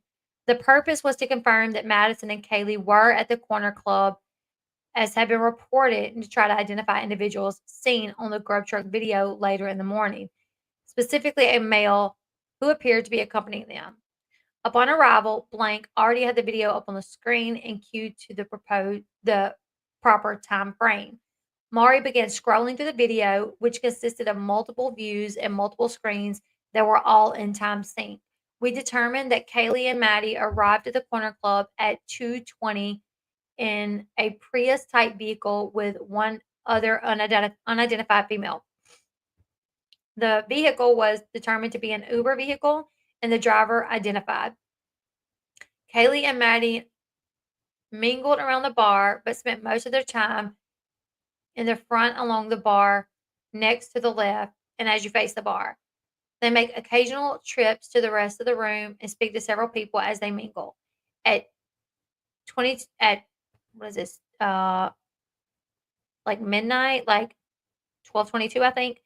Kaylee paid her bar tab using her credit card, which consisted of 9 well vodka and 2 add juice. Blank provided a copy of the receipt. At approximately 1 o'clock in the morning, Kaylee engages in a conversation with a subject identified by bar staff as blank. Blank, blank, blank was seen with Kaylee and Maddie in the grub truck video later in the evening. This appeared to be a consensual conversation, and it appeared they knew each other. At approximately 1:14, Maddie joins in the conversation, and all three remain generally in the area of the bar near the wall. Nothing stood out during that time, and both appeared to know blank.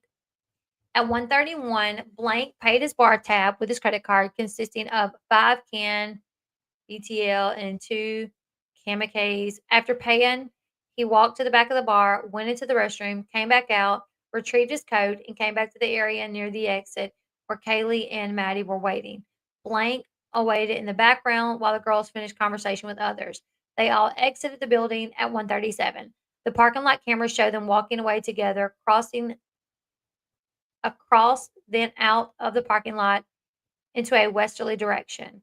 They were all dressed in they were all dressed the same in the grub truck video, with blank wearing a white and very light colored hoodie with a brown coat over it. While reviewing the video, we also recognized blank. Blank, who was reported to be Kaylee's ex-boyfriend. We did not track his movement in the video, but he appeared to spend most of his time in the opposite end of the business, seated with other several males. At one point, he appeared to be a brief interaction with Kaylee that looked cordial and in passing. Blank left at 1:51 with 2 other females. Also noticed in the video was a subject seen in the grub truck video. I recognized him because of his unique sweater, long hair, and beard. He was identified as blank blank by bar staff. He checked out at around midnight using a credit card in the name of blank, showing 2 micro tub. I didn't notice any interaction between blank and Kaylee and Maddie. A third subject who had been seen in the grub truck video was also observed in the corner club, but we were unable to identify him. He was stocky build, white male with brown hair and facial hair, wearing a brownish sweater. I did not observe any interaction between him and Kaylee and Maddie.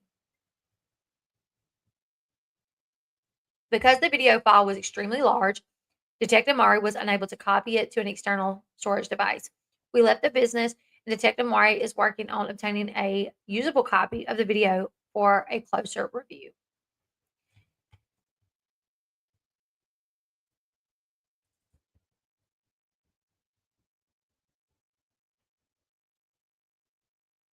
I'm going to skim over this one really quickly, the next one, to see if it's of anything of any substance. This is Interview with the Neighbors. Detective Vargas is pretty short.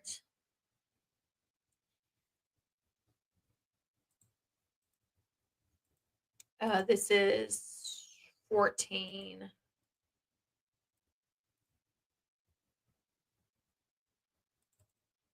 I don't think there's really anything there. This is the day after they went and like looked around the house, the outside of the house, the backyard.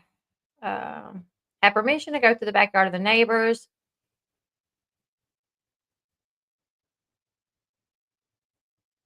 Did not locate anything of any interest in the backyard. I walked into Washington King Road, looked through the house with other investigators. The following 4 evidence items were collected. Uh, ISP took photos of the items in the places they were collected from. I booked the following. So this is a rolled $2 bill located on the desk. Blue powder. Whoa. A rolled $2 bill? I mean, you know. Where was this picked up? Let me read this, honestly. I'm just going to go ahead and read this. Okay, so this is Vargas. Evidence collected by Talbot.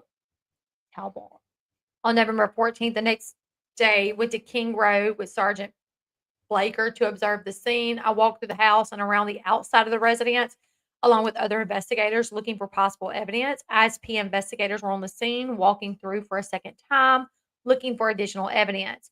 I walked around the south side of 1122 King Road, up the hill and along the fence line for blank Walenta.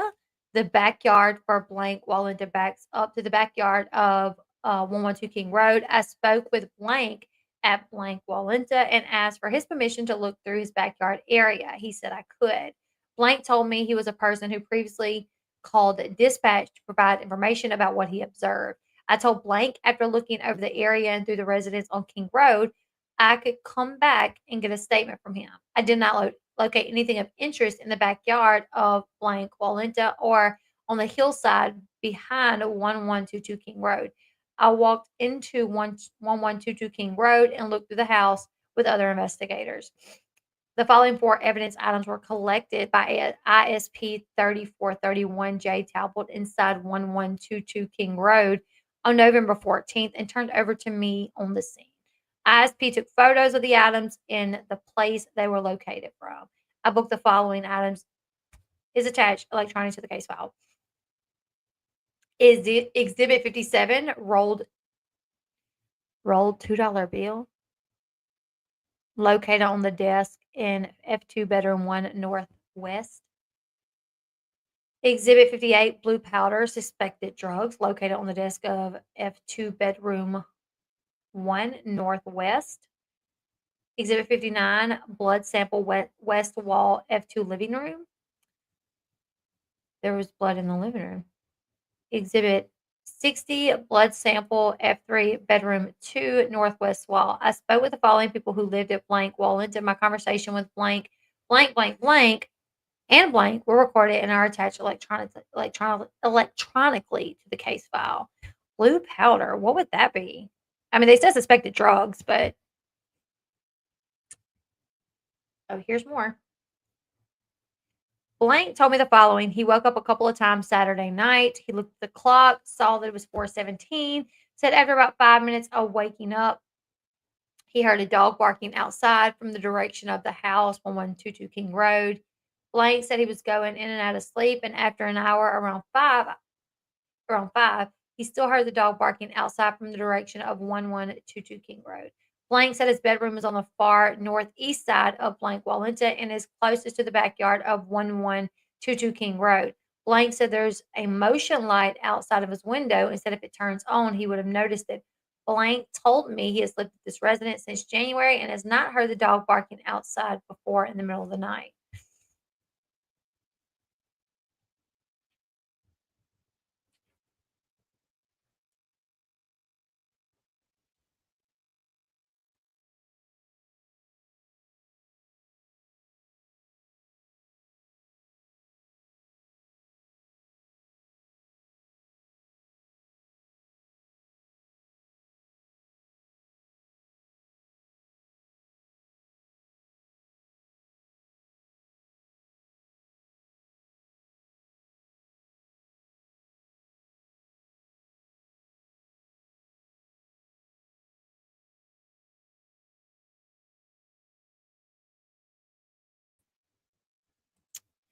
All right, guys, I froze for some reason. I think I'm back. Let me see.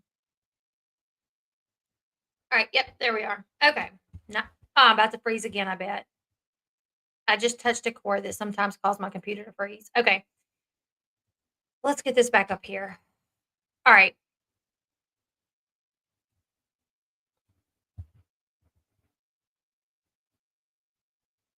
I spoke with blank, blank. Blank told me on the 13th he woke up around 2:30 and left the house around 3. Blank said he had an extended training day and it lasted about 12 hours. Blank said he finished his extended training around 6 p.m. At Buffalo Wild Wings arrived home around 6:30.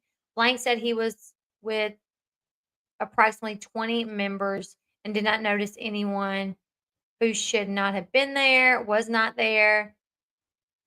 Blank said he did not remember anything in particular when he woke up or left around 2:33. Blank did not hear the dog barking.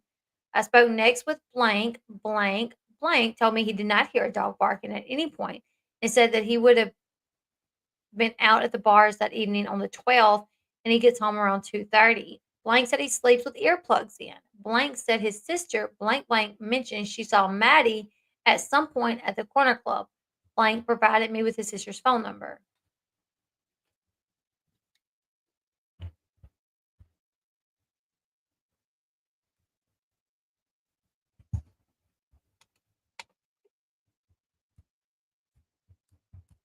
Okay, guys, give me just a second.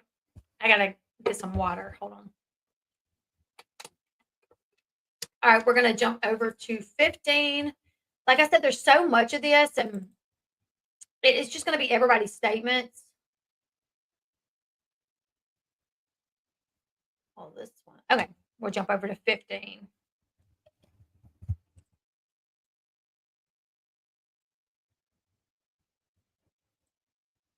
All right.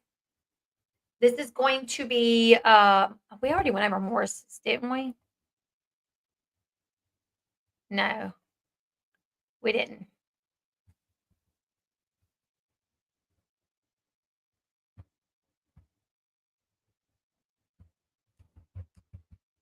Nat, I just saw your message. I'll definitely do that for sure. Thank you, Nat. All right, so this one, like I said, Aaron Morris, 11:15. So this is days later. Blank, blank, and blank came to the police department or the substation to speak with, which is police department, Officer Rosinski and I regarding an incident possibly related to the homicide that occurred on 11/13/2022. They stated that on 10/21, an unidentified white male came into the women's center and asked to speak to someone. Blank spoke to the male. She stated he asked for snacks and appeared to be under the influence. She stated the interaction only lasted about 5 minutes. Blank stated the male said he had a female friend who was in an abusive relationship. The male said that he was afraid the female would be hurt by her boyfriend and also afraid he would hurt the boyfriend due to the abusive behavior. Blank did not gather any names and had never seen the male before. I asked Blank, I asked both Blank and Blank if they had any contact with any of the victims. They said they did not, and they did not have any of their contacts documented. On 11/15/22 at approximately 11:50, Blank and Blank came into the substation to speak to me. I was told by Corporal Payne Blank went to Gritman on 11/13 to seek medical care for cuts on his hands. I asked Blank what happened to his hand. He stated on 11/12/22 at around 2000 hours he cut his hand while attempting to cut chicken for a sandwich. Blank stated he was intoxicated and when he was trying to cut the meat, his pocket knife slipped and cut his hand. I asked when he went to the hospital. He read his wristband from the hospital and said he went in. He went to the hospital on 11/13 at 1400 hours. I wonder who that is. It's definitely not Brian, but that's a coincidence. You know what I'm saying? Like you being reported because your hand was cut and you go to the hospital the same day that 4 college kids are brutally unalived. Blank told me he lived at the blank house. The laceration was on his right hand. He sent me a photograph of the injury and I attached it to the case. I asked Blank if he knew any of the victims. He stated he had seen Ethan 2 times at parties but did not know any of the females. He said the Blank sister house was blank. He said it was a national standard, but he had friends from multiple sororities. Blank ran through his weekend from Saturday morning. Hey, Carly. He stated he slept in Saturday morning, 11/12/22, and woke up around 9:30. Blank said he went to the treehouse, which was blank located at blank Taylor Avenue. He said he spent the whole day there watching the game. He said he left the treehouse around 7:30 and went back to the blank on Elm Street. He said he was drinking all night and finally went to bed on 11/13/22 at around 4 o'clock. Blank said he was with friends, blank, blank, and blank, blank all night. Blank provided me with blank's phone number. Officer Rosinski talked to blank later at the house. Blank said he and blank were walking down the stairs at the blank house when blank missed a step and fell into the window. Oh my gosh. Blank was cutting. Oh my goodness. Blank said at the time neither he nor blank saw any blood. Blank said he was cutting chicken and he saw the injury. According to Blank, Blank was extremely intoxicated and thought he cut his hand while cutting the chicken, but Blank believed he cut it on the glass. That sounds so sus. Can I just say that sounds sus when you're talking to somebody and they're like, well, I was making chicken and I cut my hand on the chicken. And then you talk to their friend and it's like, well, actually, they didn't cut their hand on the chicken. They stumbled down the steps and cut their hand. I would be like, okay, these are two conflicting stories. I would definitely question that more. You know what I'm saying? Um, Blank said he was willing to sign a consent form for medical records if we needed them. Blank said he could not remember if he cut his hand on the window or with the knife.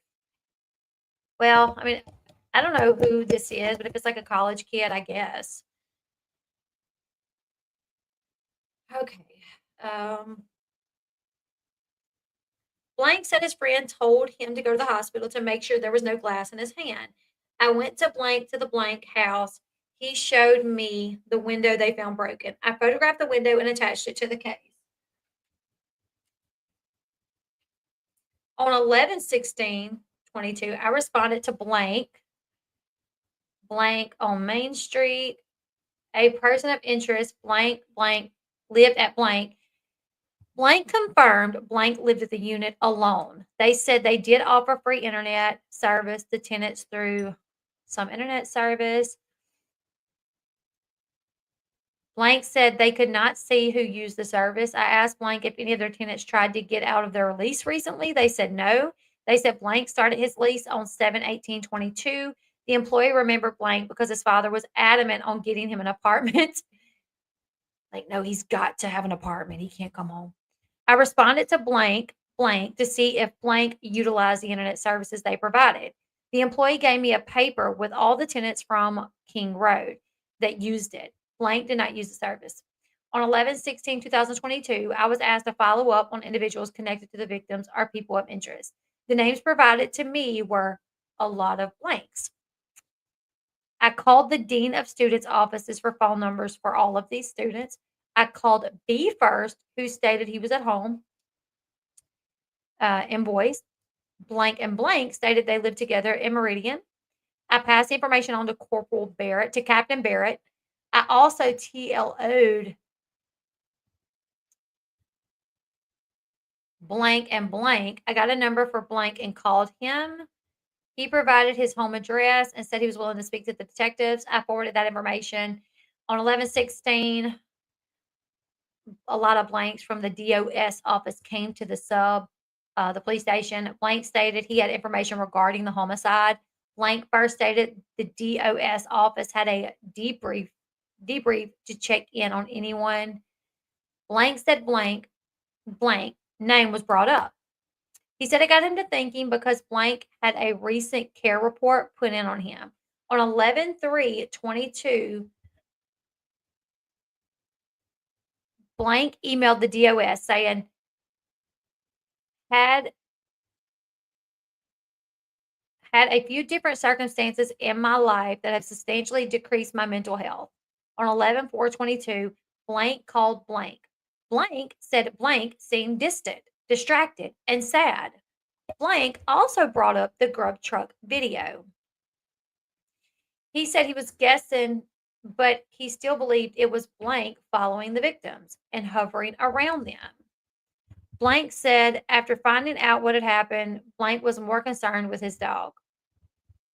I thanked Blank for the information. I asked Blank if he was able to provide the care reports for Blank they referenced. Blank said they did not seem hugely concerned, but would attempt to gather them.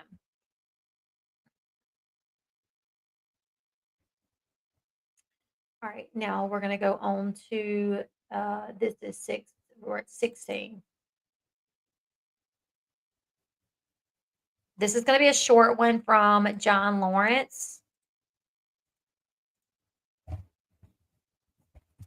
Let's see. All right.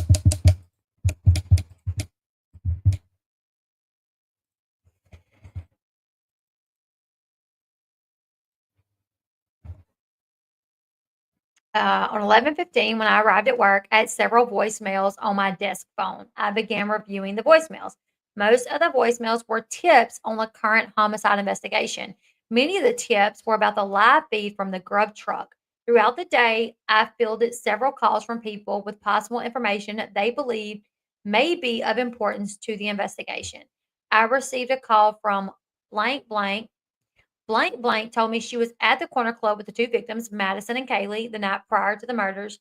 She told me there was a college age male known by Madison. Blank told me the male was wearing a black and white flannel shirt with a black shirt underneath that had writing in white letters that said antisocial. Blank told me the college aged male who has been identified as blank. Blank was acting creepy. She said he was not engaging with people in conversation. He was just staring at the girls in the group that she was with. Blank told me Blank had been grabbing girls by the butt and being handsy. Blank says she confronted Blank and told him to stop touching girls inappropriately or she would have him kicked out of the bar. At one point, Madison introduced her, Blank, to Blank and told her she knew him. Blank says she let her guard down a little when it came to Blank and was later told by Madison that she only knew Blank through class and a group project in which they worked together. Blank said a short time later, Blank was kicked out of the bar.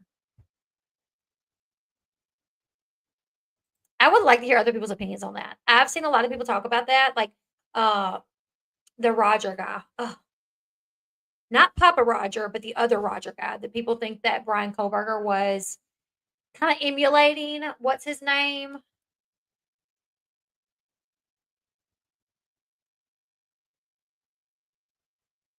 What's his name? Elliot Roger. Yeah, a lot. I've seen people say that that and which they are saying that there was no evidence, like through digging through his computers, they could find no evidence to tie Koberger to the Papa Roger persona. That they looked and they couldn't find anything. But on one video that I watched, it would seem to make sense. First off, the Papa Roger profile picture looked just like Bryan Kohberger. Nobody could have convinced me that it wasn't him. Truth be told, nobody could have convinced me that he was not that Papa Roger was not Bryan Kohberger. He stopped freaking he stopped posting after Kohberger was arrested. Nothing's been posted. He also knew about he said like, "Oh, I predict they found the knife sheath." This was before there was any mention of a knife sheath. So, and then the way that it was explained is like Kohberger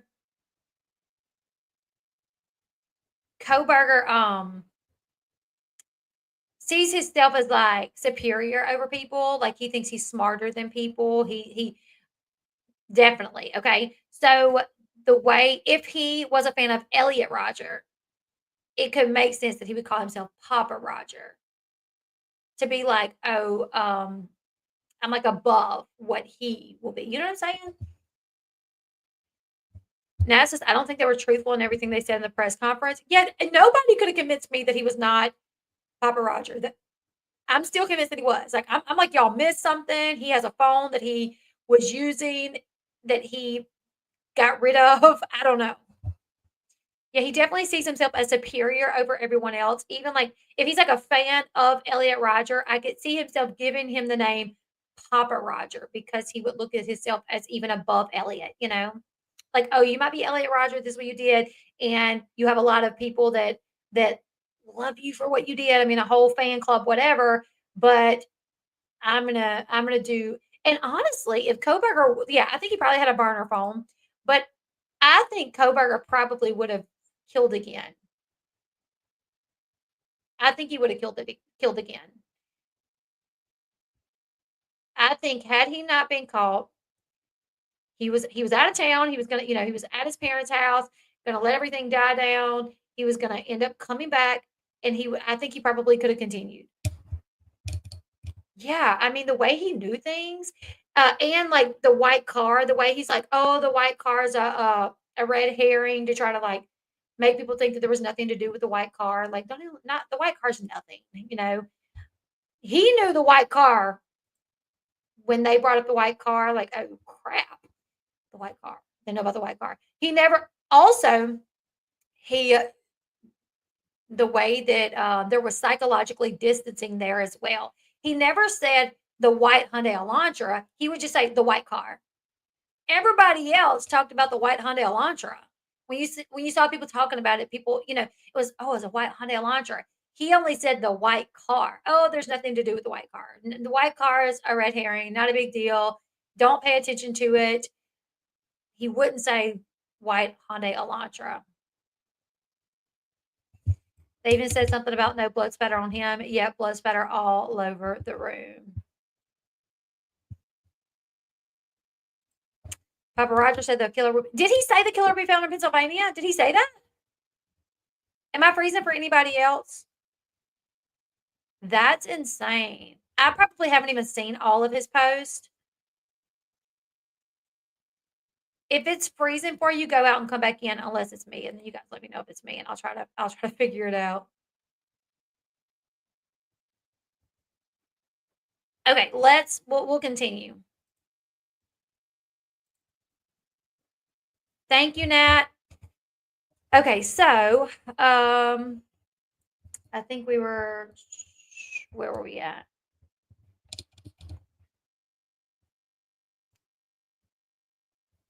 So he's later kicked out of the bar. Short time later, I took a call from blank blank. Blank blank told me he works at blank.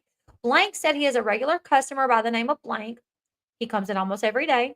Jane said blank makes everyone feel insecure because of the way he acts and the dark things he says.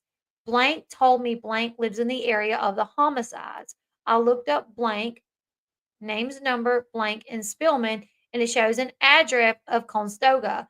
Blank has had previous involvements with MPD over the last 2 decades, some of which related to possible mental health issues.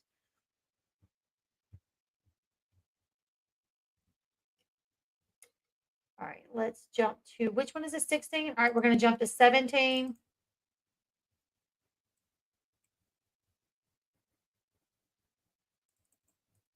And this is going to be Justin Dean's statement. All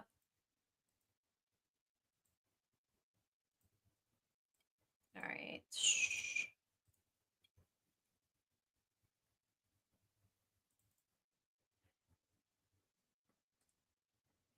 Back that up just a little bit. Okay. This is going to be a short one too. So on November 15th at approximately 12:48, I spoke with blank president blank blank about the King Row residence. I asked blank if she knew the people who lived at the house. Blank said yes. She said they were a close group of friends who primarily hung out with themselves. I asked blank if she ever went to the parties at the house. She said she did a couple of times, but the parties were small. She said the roommates were a pretty tight group of friends who did not throw big parties. That's interesting because I feel like the media and the news made it out like this was like a huge party house where just everybody came and went, anybody could come. But this statement is saying like, well, yeah, they had parties. It was a tight knit group of friends, and It was just like there are people that came. It wasn't like they just had all kind of people. I even remember thinking, I literally remember thinking, well, they had so many parties there, like Bryan Kohberger possibly was at one of them, and they didn't even know. I remember thinking, it is so possible that Bryan Kohberger has been to that house for parties and they not even know. And he figured out the layout of the house because he was there. Do anybody else feel that way? Like the way that the media and the news portrayed them as like, just constantly having parties, a lot of noise complaints. I remember there was one video that came out where it said, it showed like two guys walking out and the cops rolling up and they're like, "Is this your house?" He was like, "Ain't my house." They're like, "Whose house is it?" And he goes, "I don't know." And I remember being like, you don't know? Which back then I was like, you don't know whose house you're at. But really thinking about it now, you just know it's like you show up there with some friends because you're at a party. I mean, honestly, really thinking about it now, how many times did I go to a party somewhere and I didn't know whose house it was? A couple of times. Yeah, there was a couple of times when I was like 17 years old, going out, hanging out with my friends, that they would be like, "Hey, we're going to a party here," and they may have known whose house it was, but I did not may not have known. So I remember watching that, just thinking, well, heck, he could have very easily ended up at a party here. Yeah, Nabby says it was a big party house. But then this neighbor is saying, like, they had parties, but it wasn't, it was small parties and they were a very tight group of friends who didn't throw big parties. And so I don't know. Yeah, I also don't think I don't think Ethan, Xana, or possibly even Maddie. Right now, Ness says, I went to parties. I didn't know who. Same here. So I I don't think Maddie was even a. If he knew the layout of the house, then he was definitely going to Maddie, and was probably shocked by the fact that Kaylee was in bed with her. All right, she said the roommates were a pretty tight group of friends who didn't throw big parties. I asked if she knew about any drug use or sales from the house. Blank says she thought Xana and Ethan may have used cocaine, but nothing big, and no one sold drugs. Man, that's devastating. I asked her if she knew whether there were large quantities of drugs kept at the residence. Blank said no. Blank then told me she was at the corner club on November 13th between midnight and 2 o'clock. She said Madison and Kaylee were also at the corner club during this time. Blank says she heard a male was getting kicked out of the bar because he was acting creepy towards Madison.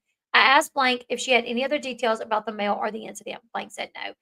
I told Blank to get a hold of me if she had any more information she believed to be helpful. And let me just put this out here. While some random no name person, I feel like the next thing we're gonna see is like YouTube videos. It's like Ethan and Xana, cocaine users, just because this one person said something. I think that's so unfair to their character. They're not here anymore either. So just this person said she thinks they could have used cocaine. And while there's a report that they found blue substance in a rolled up $2 bill, there's a lot of people in and out. So I just think it's really sad that this could become attached to them now. Well, maybe it's not even true. It might not even be true.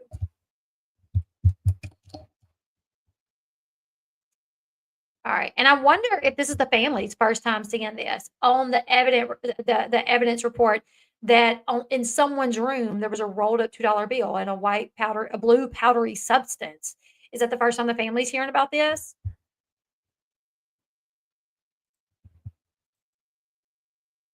All right, we're gonna jump over to 18, which is Lanier. All right.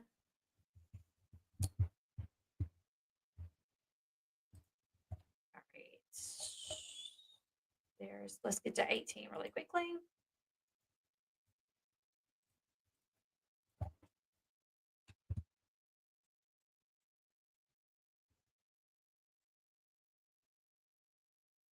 All right. This is the day after I responded to King Road to conduct a neighborhood canvass in the daylight. uh, Chief Fry was with me.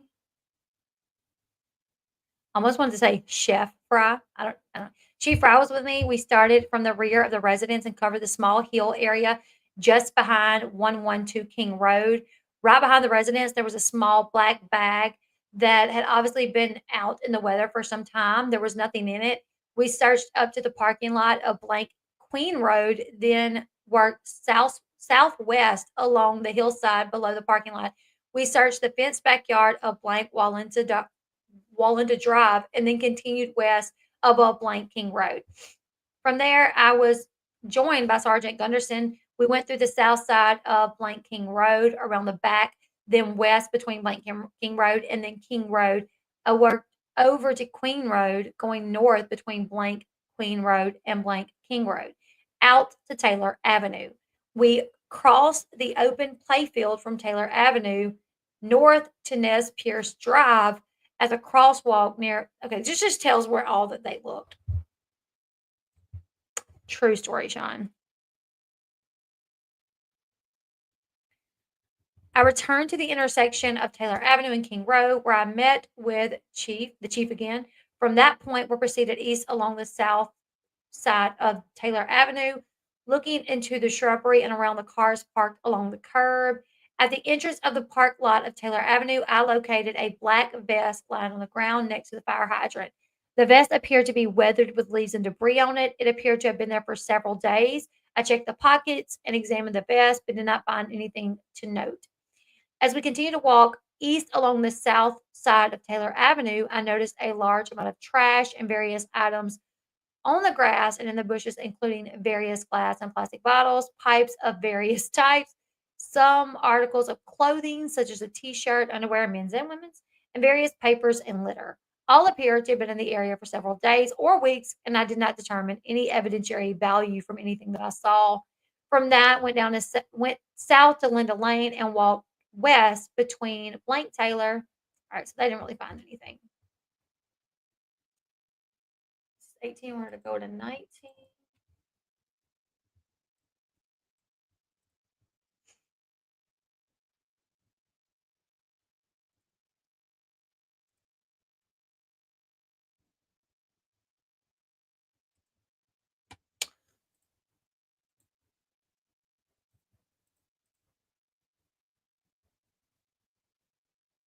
College kids didn't experience what to be college. I didn't get to go, so I'm not sure. Probably not. I mean, okay, this is Rosinski. Let's see if this got anything. I spoke with Blank at the substation, University of Idaho, UI campus. Asked if she had any special relationship with the victims. Said she was really good friends with Xana. Met Xana freshman year. Kay says she was very close friends with Kaylee and met her freshman year. During recruitment. Blank says she knew Kaylee the best.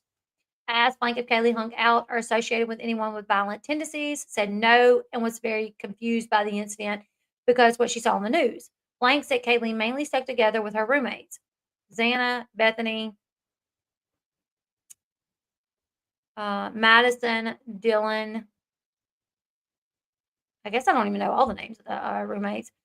Blank said that Kaylee also hung out with King girls, which were blank, blank, blank, blank, blank. Asked Blank if Kaylee was involved in using illegal substances. And Blank said just Coke, probably.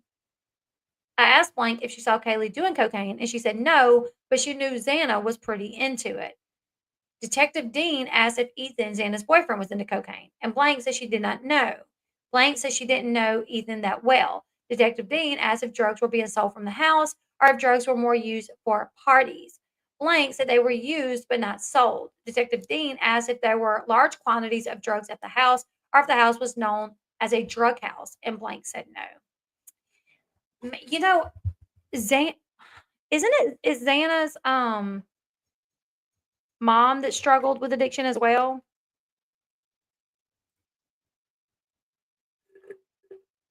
I don't know, but I think drugs are just way. Exactly. Now, drugs were much safer when we were kids. I mean, you could smoke marijuana and you didn't have to worry about dying. Today, you can't even smoke marijuana.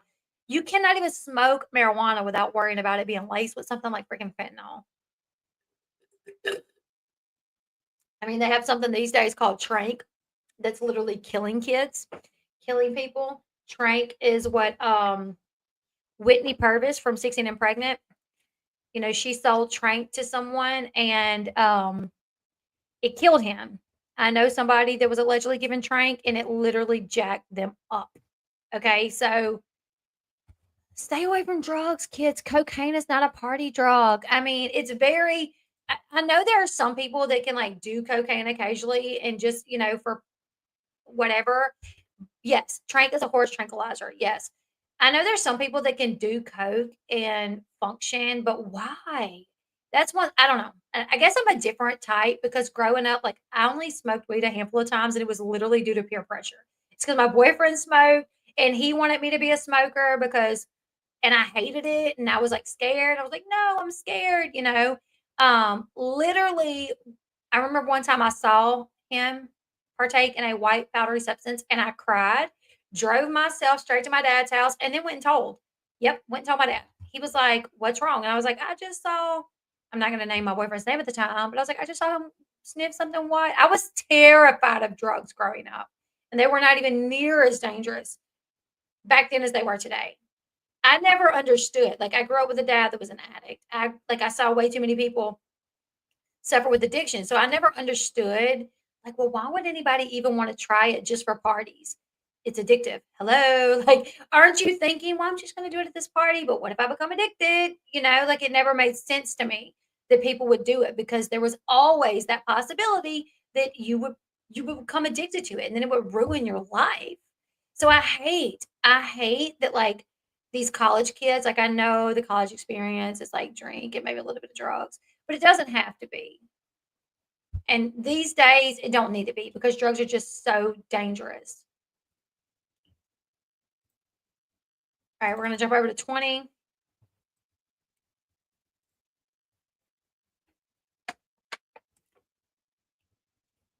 Yeah.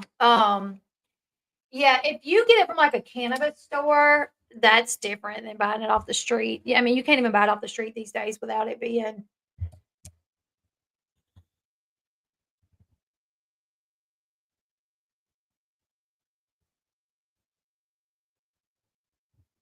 I'm skimming over this one.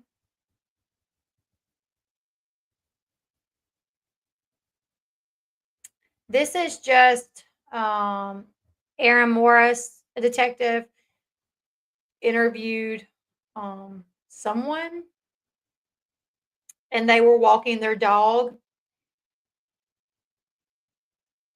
between 9 and 10 that morning.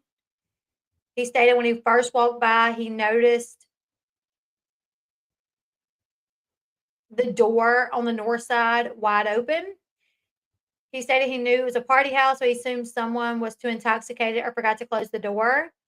He stated he walked his dog up to Taylor Avenue, to Blake Avenue, then back down to Sweet Avenue. He said he walked, the walk took him approximately 1 hour.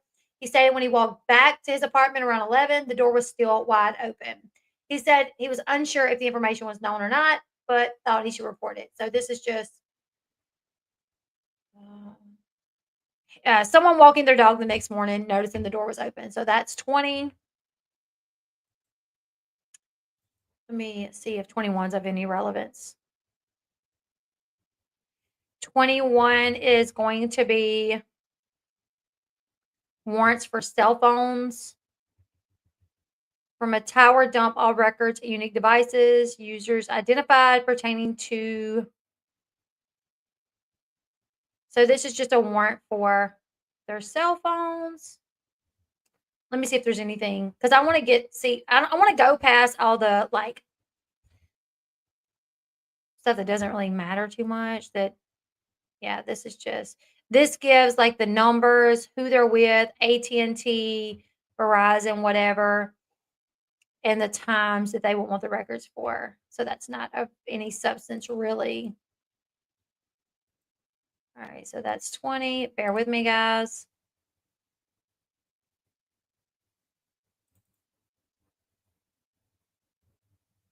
Actually, that's 21. So let's look at 22. This is going to be Detective Mari, where they video from the grub truck.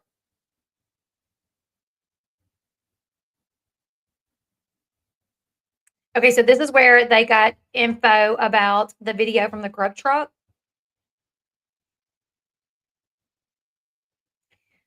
Okay, we'll read this one really quickly because it seems like Kaylee's sister may have uncovered that information about the grub truck. Let's see. All right.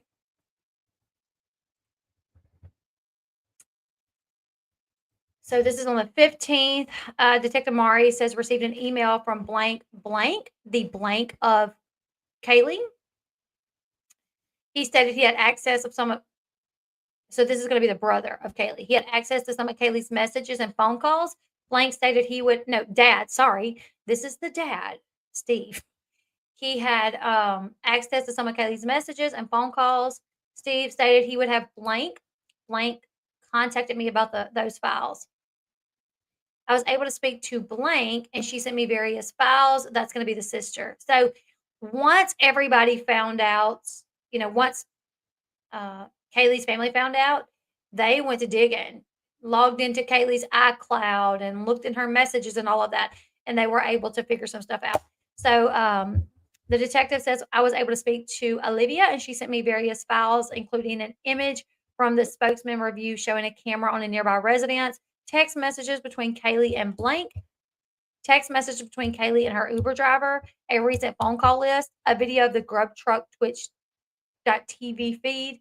I attached those files to this case file. The communication between Kaylee and blank was located on blank phone examination. The Twitch feed was previously downloaded. In the image showing the camera, it was found that residence was at blank King Road. The SD card from the camera was brought to the Moscow Police Department, but was the file system of the car was not recognized by any of the forensic computers. The car was returned to the owner and reinstalled into the camera. On November 17th, Officer John Rositsky recontacted the owner of the camera, blank via phone. Blank stated she was out of town, but sent a video to Officer Rositsky showing a figure walk to the dumpster and appeared to look inside. Right, exactly. It helps with the timeline to know where they're at, but and I think the only reason anybody that even mattered to begin with is because nobody knew who did it initially. There was somebody what people perceived as like, "Oh, there's somebody weird watching them. Who is this mystery person watching them?" Now that we know it's somebody they knew and it wasn't anybody being weird, it was just somebody waiting for them to get their food, not a big deal. But it does, yeah, it helps with the timeline to know where they were. Uh, to preserve any potential evidence on the camera, I asked Blank if we could seize the entire device, including the SD card, to which she said yes. Blank stated she would not be back until November 28th. I directed Blank to contact me when she returns to her residence, at which time I will attempt to connect the camera back to her Wi Fi router and view video from the device.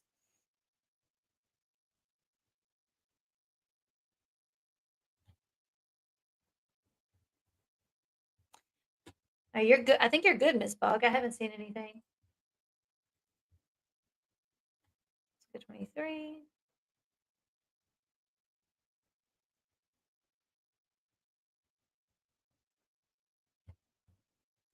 All right, we're going to go over 23. Lawrence Maury, once again, Officer Maury.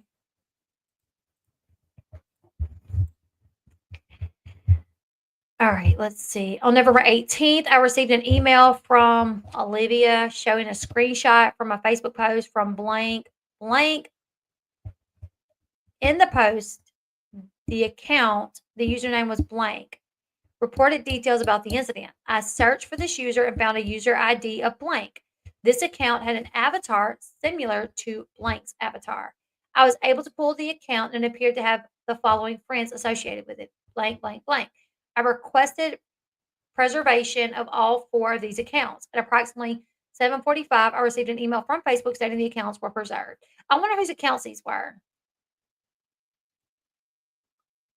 So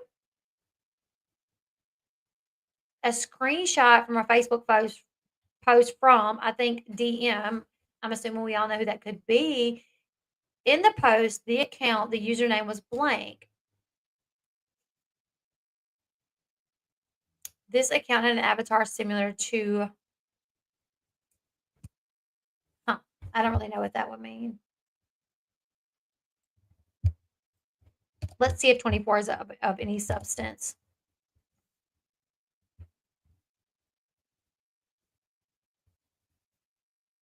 This is just about the grub truck. Kaylee and Maddie were seen walking. The timestamps, they were accompanied by a male, later identified. They ordered, received their food. The timestamp, 3:51. The girls are seen walking around the truck and leave.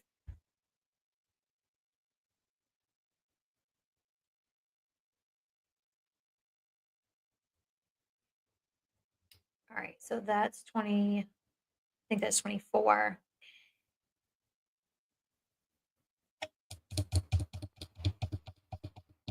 All right, we're going to look at 25, see if it's of any.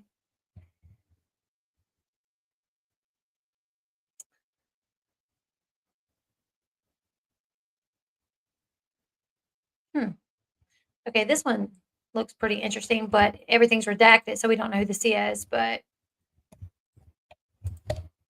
we'll see.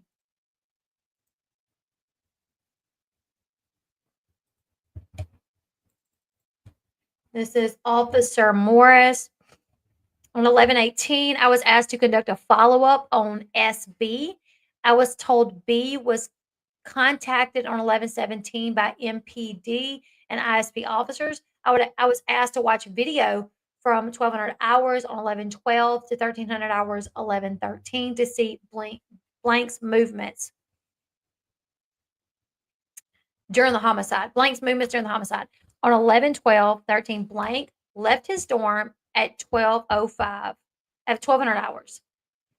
He was wearing a black long sleeve shirt, black sweats. At 12:53, Blank returned. Now this is his initial starts with a B, so I'm not. At 15:03,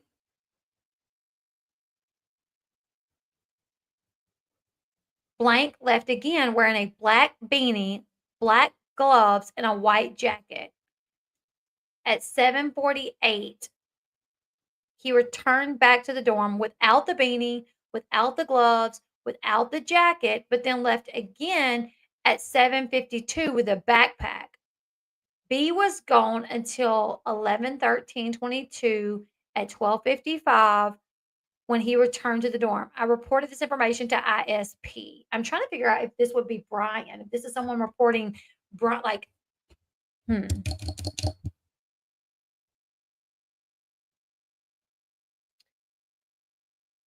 That's interesting. I was told B was contacted. B left his dorm room at 12:05. He was wearing a black long sleeve shirt. 12:53, he returned at 15:03 to 3:03. He left wearing a black beanie, black gloves, white jacket. I don't think this was him because this is 11/8. I don't know. I'm not sure. All right, let's jump over to 26. This is about the Uber driver where the messages from between Kaylee and the Uber driver. It is unknown if the Uber driver was on duty at the time. Uber stated if the driver was on duty, it would show the location of the vehicle. This is just the info about the Uber. They don't call. See, where I live, now this may be different. So where I live, we have the White Column apartments and the Frog Pond apartments, but they're also dorms. They're called apartments, but they're also college dorms. So I don't know. Is that not the same for y'all? Like, NSU, Northwestern State University, they have apartments right across from campus that while they're called apartments, they're also like the dorms for the kids. So I don't know. I mean, literally the name of them is like apartments, but they're literally dorms. So I don't know. I don't know. So maybe it's different other places. That very well could be. All right. So this is 26. Let's jump to 27. See what this is. I contacted Detective Neil Utterig of the Post Falls Police Department for assistance in examining the laptops, iPads located. Okay, so this is about the iPads and the computers located at 1122 King Road. It's just Apple laptop, Apple laptop. There's one, two, three, four Apple laptops, no, five, and then two Dell laptops. Nothing of substance there, really. 28.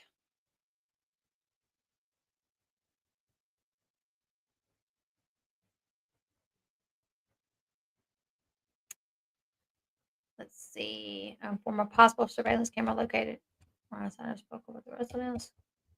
Right, we can go over this one really quickly. This is about the camera footage. I do believe that's what this is about. So let's jump to this one.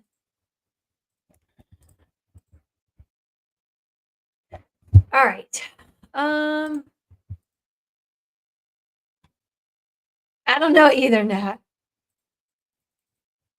This is going to be Mari.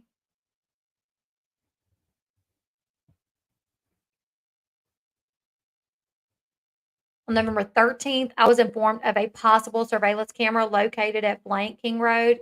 Corporal Ryan Snyder has spoke with one of the residents at the location. Blank who had a camera using the Home Pro app on the porch of their dwelling. Corporal Snyder provided me with the username and password of the account associated with blank. I asked Corporal Snyder if this video was stored on a cloud-based system for me to view or if blank could download a copy. I was provided a 32 gigabyte SD card from the camera, but the file format was not recognized by any of my forensic computers and prompted me to format the disk. Corporal Snyder informed me blank could screen capture the video on her phone, and the card was returned to blank to enable her to assist in the acquisition of the data. On November 17th, I requested the assistance of Officer John Rosinski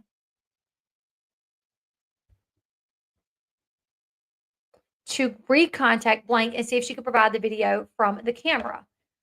Officer Rosinski contacted blank, who stated she was in Boise, Idaho, until November 28th, 2022. Officer Rosinski blank sent him a video of the male subject walking by the camera at approximately 3:20 a.m.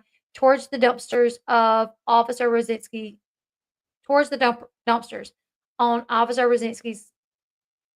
What? This don't make any sense. Am I reading the Officer Rosinski blank sent him a video of a male subject walking by the camera at approximately 3:20 towards the dumpster on, maybe it's supposed to be whatever road that is, and then maybe they cut that off. Officer Rosinski contacted me and I spoke to blank and requested permission to remove the camera from the residence, and she consented.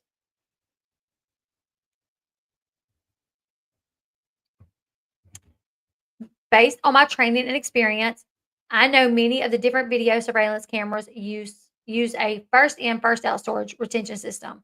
This means the new data overwrites the older data. I was concerned data may be lost the longer the camera continues to record footage. I requested assistance from Officer Aaron Morris to go to the residence and unscrew the camera from its location.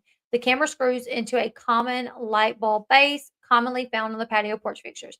Officer Morris returned a short time later with the camera and the SD card. On November 18th, I again attempted to view the contents of the SD card. I plugged the card into a right blocker and it still would not recognize by my computer. I used FTK imager version to make an image of the SD card. Now that the data was on a drive recognized by the operating system, I then used some other type of version to parse data from the card. In reviewing the data, I found over 13,000 individual images from the card. They appear to be individual video frames from the camera. While attempting to view the data on the card, I received a forwarded email from blank, whose sister blank blank resided in the residence or resides in the residence. The email stated that he was viewing the video remotely when Officer Morris reviewed the camera. He stated he saw a suspicious vehicle in the area and was concerned with the video footage stored on the device being overwritten. I was then put in touch with blank, another resident at blank King Road. Blank stated she would be back in Moscow at approximately, what is that?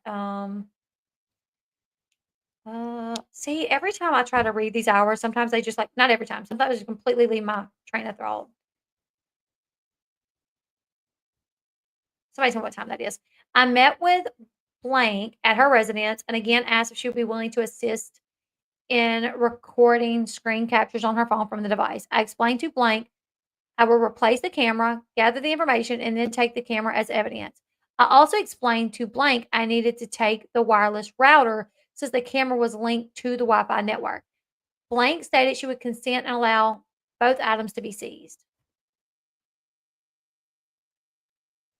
8 p.m. Thank you. I reinstalled the camera in the light socket and it powered on. I was able to watch as blank accessed the footage on the camera. During this time, the camera showed a vehicle entering the area at approximately 3:56 a.m. and leaving at a high rate of speed at approximately 4:20 a.m. Blank provided the videos to me. I uninstalled the camera and seized the wireless router. Both items were then taken back to Moscow Police Department as evidence. On November 19th, while reviewing the video located at 3:56 and 4:20, it appeared the vehicle left the area and may have traveled on Wallington Drive. However, the video stopped. In an attempt to see further and gain perhaps a better resolution, I reconstructed the wireless network the camera operated on by powering on the wireless router. I downloaded the Homie Pro app on my work phone. I was able to use the app and download the video clips. These clips included audio, which were not part of the screenshots completed, and were able to capture a longer duration. In the clips, the vehicle's exhaust and acceleration can be heard, as well as seeing the vehicle leave at a high rate of speed on Wallington Drive. After capturing the clips, I disconnected the camera and Wi Fi and placed them into evidence. The videos were placed on a DVD and placed into evidence.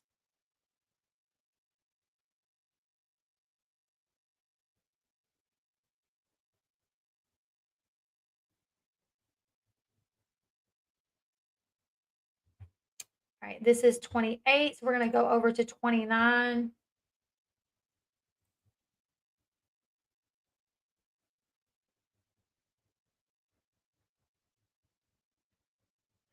All right, 29 is uh, the officers meeting.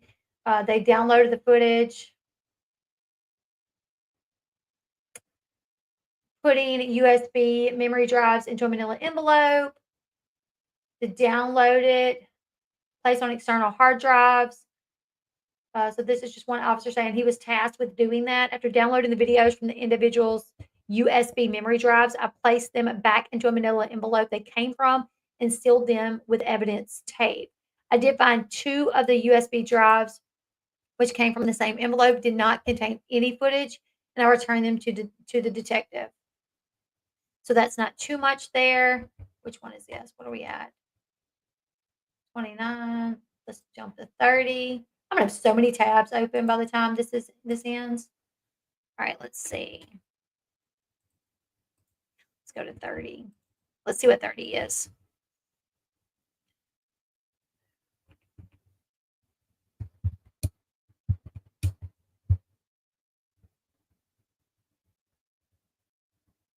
Give me just I'm gonna skim through this one just to see if it's anything of any substance. This is one of Kaylee's friends being interviewed. Good friends with Kaylee, but also friends with Anna and Ethan. Said that Kaylee was a member of the sorority. Not aware that Kaylee was associated with anyone with violent tendencies. Was not aware of Kaylee being involved in drugs. Did not think drugs were being sold at the house. She was at a party earlier in the day at the friend's apartment, the Whites. She saw Kaylee, Madison, Anna, and Ethan. They were hanging out. There were other people around. There was nobody of concern at the apartment. Everyone that was present, they were familiar with. Last saw Kaylee at the grub truck. They seemed to be in good spirits, really happy, laughing. She did not have a conversation with Madison, only Kaylee. Did not mention what their plans were after the grub truck, said they were a little intoxicated. She believed they had just come from the club, but Kaylee seemed coherent, not stumbling, not slowing her words. She didn't know if they showed up at the grub truck with anyone in particular. She later watched the Twitch video, and it appears someone showed up with them, but she did not recognize them.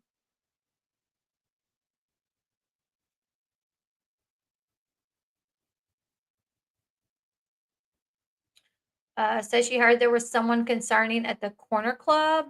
There was an individual being creepy towards Madison, was kicked out. She was not aware of any other males that Kaylee spent time with other than her ex-boyfriend, but understood they were on good terms. Says she wished she had more to share, but she didn't. So that was just one of Kaylee's friends. Not too much there. 31 would be transporting the electronic devices to the police department. So this person, Vargas, transported 4 cell phones belonging to Kaylee, Maddie, Xana, and Ethan to the police department. Gave them to Detective Dustin Taylor for, I guess, them to go through them. This was on November 16th. November 17th, picked up the cell phones from Detective Taylor at CDA and brought them back to MPD. This is just info about the cell phones. It's just one page. That's 31. Let's go to 32. All right, here. Okay, this is, all right, we'll go over this one.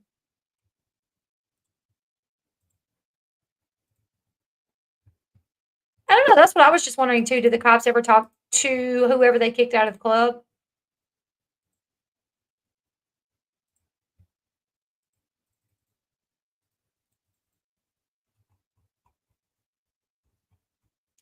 This is Detective Vargas on November 16th at approximately 7:45, Latah County Coroner. Okay, this one may be one that's kind of difficult to get through, you guys. Okay. The medical examiner's autopsies. Okay. On November 16th, 2022, at approximately 7:45. Need to get this.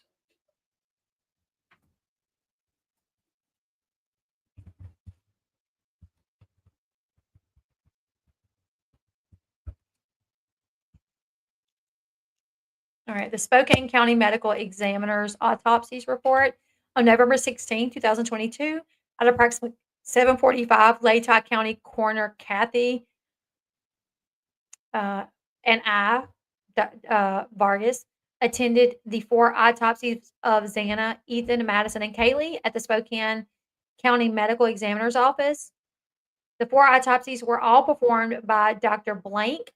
Gary Tolson, a detective with ISP, observed 3 of the autopsies, Xana, Maddie, and Kaylee, as he arrived after the autopsy of Ethan had already been performed. During the autopsies, the following items evidence were collected: Kaylee, DNA card, hand swab, wrist swab, forearm swab, foot swab, ankle swab, anal swab, oral swab, vaginal swab, head hair. Y'all, some of this obviously, but this is what they do when they do these autopsy reports. This is what they do: head hair, nail clippings, handbags, t-shirt, corner club, nasty and inebriated, black pants, Joe boxer gray, black flannel, silver earrings, sock 1, white Adidas, SD card, autopsy photos. All of the above listed were released by blank on 11/16 at approximately 7:27. Madison, a DNA card, hand swab, wrist swab, forearm swab, foot swab, ankle swab, anal swab, oral swab, vaginal swab, head hair, nail clippings, neck swab, handbags, short sleeve shirt, pink, pants, black, Vandal, Russell brand sweatshirt, silver earrings, hair tie, black, false eyelashes, and SD cards. All of the above listed were released by blank on 11/16. Xana DNR, it's going to be the same. Xana DNA hand swab, wrist swab, forearm, foot, ankle, thigh swab, anal swab, oral swab, vaginal swab, head swab, pubic swab, nail clippings, neck swab, handbags, foot bags, sweatshirt, Under Armour gray, underwear, Calvin Klein beige, trace evidence, left hand, trace evidence from body bag, SD card, Ethan DNA card, hand swab, wrist swab, forearm swab, ankle swab, anal swab, oral swab, uh, penile swab, head hair, pubic hair, nail clippings, neck swab, handbag. What's handbags? Trace evidence from right hand, necklace, bracelet, socks, two Puma brand, right and left. All right, major crime prints. As part of the autopsy, major crime prints were taken of each of the victims by the Spokane County Forensic Unit. Chapin's prints were taken on 11/16/2022 and released by blank on 11/16. Xana's prints were taken on 11/16 and released by blank on 11/16. Maddie and Kaylee's prints were taken on 11/17 in the morning by blank, blank, and blank, and were left at the Spokane County Medical Examiner's Office on blank. On 11/17, I responded to the Spokane County Medical Examiner's Office and collected Maddie and Kaylee's prints from blank. Major crime prints taken by the following. Ethan's prints were taken. Xana's prints. Just what they took and who they were taken from. At the conclusion of the 4 autopsies, Dr. Blank met with Kathy, Gary, and myself and told us the following. Ethan's fatal injury was from a stab wound under his left clavicle, which severed his subclavian vein and subclavian artery, and also his jugular vein was severed. Ethan only had sharp force injuries. Xana's fatal injuries were from 1 laceration into her right lung and 2 lacerations in her heart. Xana had 50 plus stab wounds, mostly defensive. Xana only had sharp force injuries. That makes sense. Thank you. When transportate, they put bags over their hands to protect any potential DNA. Thank you. 50 plus stab wounds, mostly defensive. Wow. Madison's fatal injury included a left lung laceration and a liver laceration. Madison only had sharp force injuries. Kaylee's fatal injury included a left lung laceration, a liver laceration, 2 subdural bleeds, and a stab behind her clavicle, which cut her subclavian vein and artery. Kaylee had signs of sharp force injuries, asphyxial injuries, and blunt force trauma. Kaylee had 20 plus stab wounds. Dr. S said the weapon used was not serrated, single edge, very sharp, and said a lot of force was used by the subject. I will be uploading Dr. S's final autopsy report to the case file when they are completed. On November 16th at approximately 7:55, I drove to the medical examiner's office, to the FBI office located at blank, and met with Special Agent Bryant Gunnerson. Several of the clothing items collected during the autopsies were still wet and needed to dry in evidence dryers overnight. Special Agent Gunner and I placed the following items in 2 separate dryers, Dryer 1 and Dryer 2, in their evidence room, and I released the items to Special Agent Gunnerson. Special Agent Gunnerson signed for the items on 11/16 at approximately 2100 hours. The items belonged to Kaylee and Maddie were placed in Dryer 1, and the items belonging to Xana and Ethan were placed in Dryer 2. So Dryer 1 was Kaylee's handbags, T-shirt, Corner Club, Nasty and Inebriated, black pants, Joe Boxers, gray and black flannel, sock 1, white Adidas. Madison was her handbags, short sleeve shirt, pink pants, black Vandal Russell brand sweatpants. Then Dryer 2 would be Xana's handbags, foot bag, sweatshirt, Under Armour gray, and then underwear Calvin Klein beige. Ethan will be his handbags and then his socks. I transported the remainder of the evidence items back to MPD and placed them into evidence fridge in the MPD evidence room. On November 17th in the morning, I drove to the FBI office located at blank and met with Special Agent Bryan Gunnerson. I removed the dried items from the drawer 1 and drawer 2 and packaged them back into the original bags. Along with the items, I turned over to Special Agent Gunnerson on 11/16. I collected 2 additional items from Special Agent Gunnerson, one bag which contained the drop sheet, filter, and security tag from drawer 1. Um, Special Agent Gunnerson released the items to me on 11/17. I transported those back to MPD. On November 17th, I worked with blank blank MPD evidence technician and booked all of this into evidence. All right, that's 32. Let's get to 33.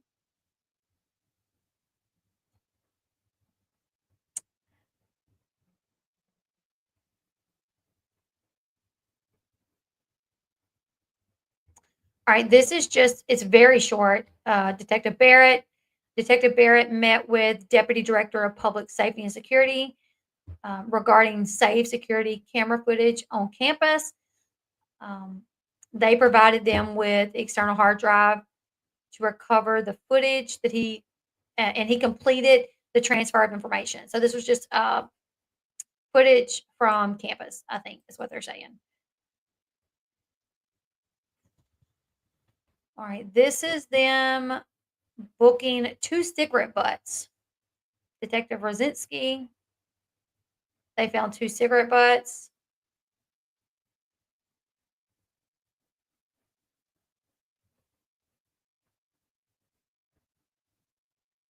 Where were they at? Booked 2 cigarette butts into evidence that he collected.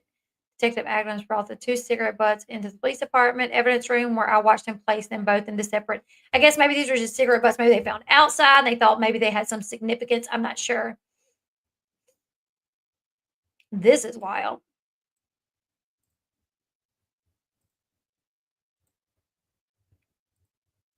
I'm not that great with names either.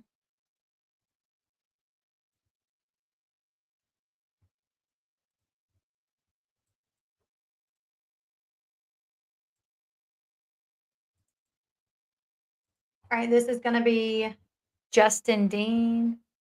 The narrative is drug tip. Drug tip. On November 21st at approximately 11:57, I was asked by Captain Tyson Barrett to follow up on a possible lead in the 1122 King Road homicide case. I was told a Mexican drug dealer with the moniker was blank was possibly selling drugs to several fraternities and sororities on the University of Idaho campus. I told Captain Barrett I would contact several of my contacts to see if anyone knew of blank. Approximately at 12:04, I began contacting my fellow Quad City Drug Task Force detectives, Detective Brett Damon, Colby Martin, and Bryson Ace. None of them detectives had even heard of the name selling cocaine in the Quad Cities. At approximately at 12:11, I reached out to the Bureau of Alcohol, Tobacco, Firearms, and Explosives, the ATF, Special Agent TJ Wira out of Spokane, Washington, office reference blank. They had not heard of him, but said he would reach out to other agencies in the area. I also spoke with blank at approximately 1:13 and blank at approximately 5:25. They had never heard of blank selling cocaine in the area. Blank said he would contact me if he heard anything. I also spoke with Brandon DeMayer with Benton County Sheriff's Office in Washington. Detective DeMayer had never heard of blank, but said he would contact his local detectives about the name and let me know if he found anything. That's wild. I wonder who came up with that. Like, oh, there's this Mexican drug. Yeah. All right. So we don't have to go over that one. 36, not of any relevance. 37. Thumb drives.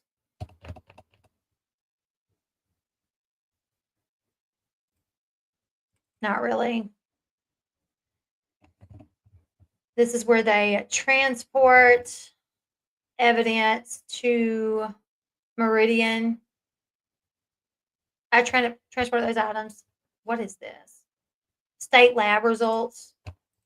Not a lot.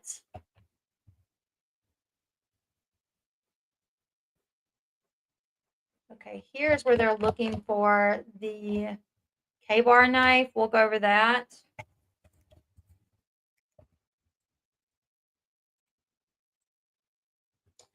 This is a lot. Detective Mari, eBay sales warrant. On November 26th, I requested and was granted a warrant for eBay from the sale of the following items between January 1st, 2022 to present: a K-bar full-size U.S. Marine Corps fighting knife, K-bar leather sheath USMC logo. On November 26th at approximately 7:07, I logged into the eBay law enforcement e-request system located at that's the site. I received an email from blank providing me with an internal case number for blank. On November 28th at approximately 11:05, I received an email from eBay stating the files were ready to download. I logged into the portal and downloaded the files. In examining the files, eBay showed zero purchases for the K-bar full size US Marine Corps fighting knife. However, in examining the files, eBay showed several user IDs associated with the sale of K-bar 1217 leather sheath United States logo.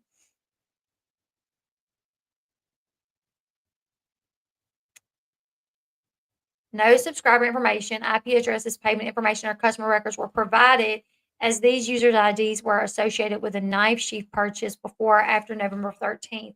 I'm requesting the assistance of the Latah County Prosecutor's Office to apply for a warrant for the following account information for the above named eBay users' subscriber information to include contact info, billing info, account opening date, account closing date, and any other information retained in connection with the identified accounts. Order details and purchase history of all transactions conducted by the above named eBay user IDs or any eBay affiliated storefront websites, including IP address information for purchase made, shipping address, and issuing bank card statement. Payment information for payments made or facilitated by eBay to or from the above named user IDs including payments through eBay or eBay supported platforms. All customer interaction records between eBay and the above named individuals, entities, and their representatives to include call notes, call recordings, emails, and our written responses. I completed the warrant return receipt and affidavit. These documents were sent to the Latah County Prosecutor's Office to be returned to the court. I also emailed a copy of the receipt to eBay, as this was the originating email.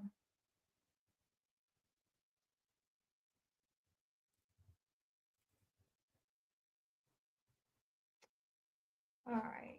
40 is going to be a router interrogation. This is going to be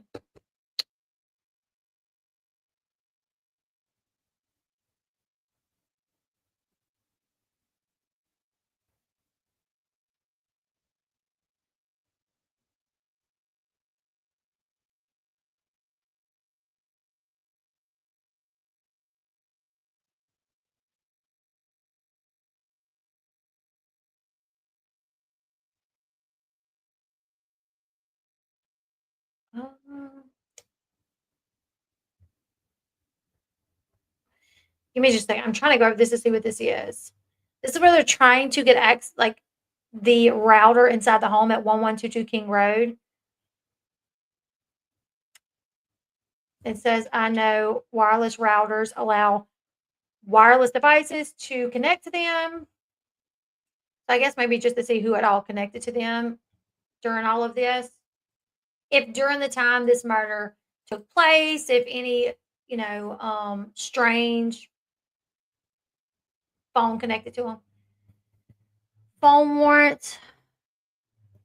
This was on November 17th. They issued a phone warrant for who?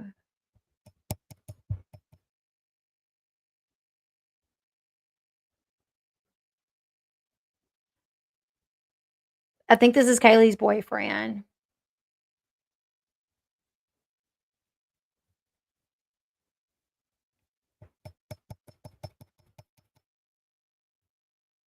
I, I could be wrong, but due to the initials, it looks like maybe they did get a warrant for Kaylee's boyfriend's phone. He provided his phone. along with the consent to search it. That phone is an iPhone XR. Here's all the details on the phone. Okay, nothing there. 42 is going to be initial interviews. I was directed to interview potential witnesses in regards to the incidents at 1122 King Road. This is going to be Dylan. We'll read Dylan's real quickly.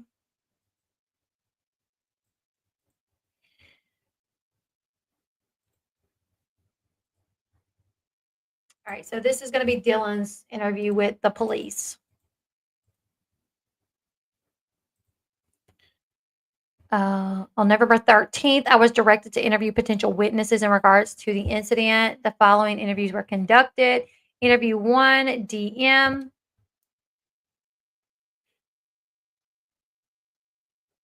She said she is a resident of the house where the incident occurred. Dee said she was at a blank party at around 10:30 on 11/12 where she was drinking. Dee said she went to the blank house. Dee said she believed she was home around 12:30 to 1 a.m. on 11/13. She said she thought Bethany arrived home at around 20 minutes after she arrived. Dee said she believed Maddie and Kaylee arrived home around 1:32. Dee said she said up to this, nothing weird had happened during the night. Dylan said she and her friend Blank came home, followed by Blank from Blank. Dylan said Blank lived at the Blank house, and Blank was her roommate at the residence. Dylan said when Maddie and Kaylee came home from the corner club around the same time, everyone went to bed. Blank Dylan was asked about the layout of her house. Dylan said Kaylee's room was directly above her room. Dylan said she lived on the second floor and Kaylee lived on the third floor. Dylan said Kaylee and Maddie both live upstairs on the third floor in separate rooms. Dylan said Xana lived closest to the bathroom on the second floor, and Bethany lived on the first floor. When asked about Murphy, Dylan said it was a dog owned in common between Kaylee and her ex boyfriend. Dee said there was no apparent issues between Kaylee and Jay. Dee said Maddie had a boyfriend named Blank. Blank, who was in Boise. Do y'all pronounce it Boise or Boyce? Because we have one that we pronounce Boyce at the time of the incident. Let me know if it's like a Hardy at the end. Dylan indicated Xana was dating Ethan, who was in the room with her at the time of the incident. Dylan did not know of anyone who would want to hurt Ethan when she was asked. Dylan was asked if she saw any cars in the area that should not be there. She said, "No, I was not really looking at that." Dylan said she woke up around 400 hours on 11/13, where she could hear Kaylee and Murphy the dog dancing. Dylan said she knew it was Kaylee because she recognized her voice and could hear Murphy barking. Dylan says she heard Kaylee go upstairs and say, "There's someone here." Dylan said she thought she heard Kaylee run back downstairs. Dylan said Kaylee sounded scared when she made that statement. Dylan said at the time she jumped up, locked the door because she did not know what else to do. Dylan says she called out Kaylee's name and did not indicate if she got a response. Dylan says she then tried to call Kaylee, Xana, and Maddie on their phones. Dylan was asked if she saw anyone come downstairs or heard anything. Dylan said, "No. I don't even know how they got in. We're usually pretty good about locking the doors and never had a problem before. It was just really random." When asked again about the series of events, Dylan said she opened the door when she cried out to Kaylee, then closed the door because she got scared. Dylan said she opened the door again and heard what she thought was Kaylee, but could have been Xana crying from the bathroom. Dylan said she then heard a man's voice say, "It's okay, I'm going to help you." Dylan said it was weird because the statement was not in a nice way, and the voice was one she had never heard before. Huh. Somebody saying, "It's okay, I'm going to help you," but not in a nice way. Dylan said she called out to Kaylee again, and there was no crying after, and she didn't know what happened after that.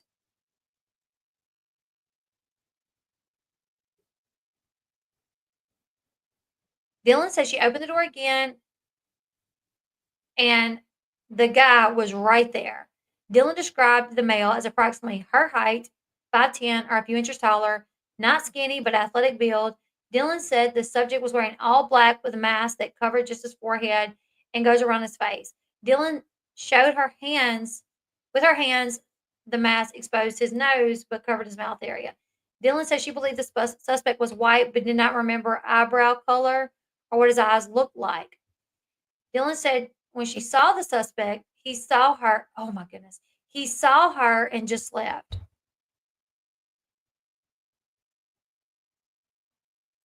Dylan said she believed he was holding something near his stomach or belt line. Dylan used both hands to point straight to her abdomen. Dylan then moved her hands apart and back together to simulate a bulge. Dylan said this area was black in color and she thought maybe it was a gun. Dylan said the unknown subject had an arrow shape.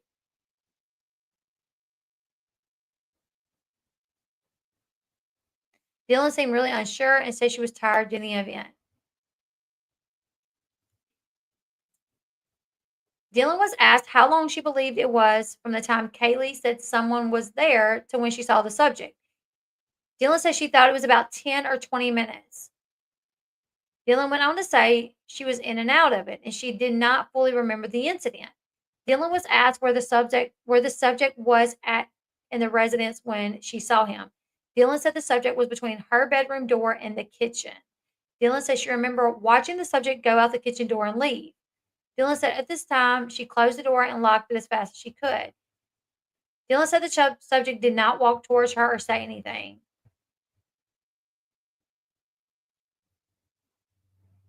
Dylan said once the suspect left, she immediately called B, Bethany.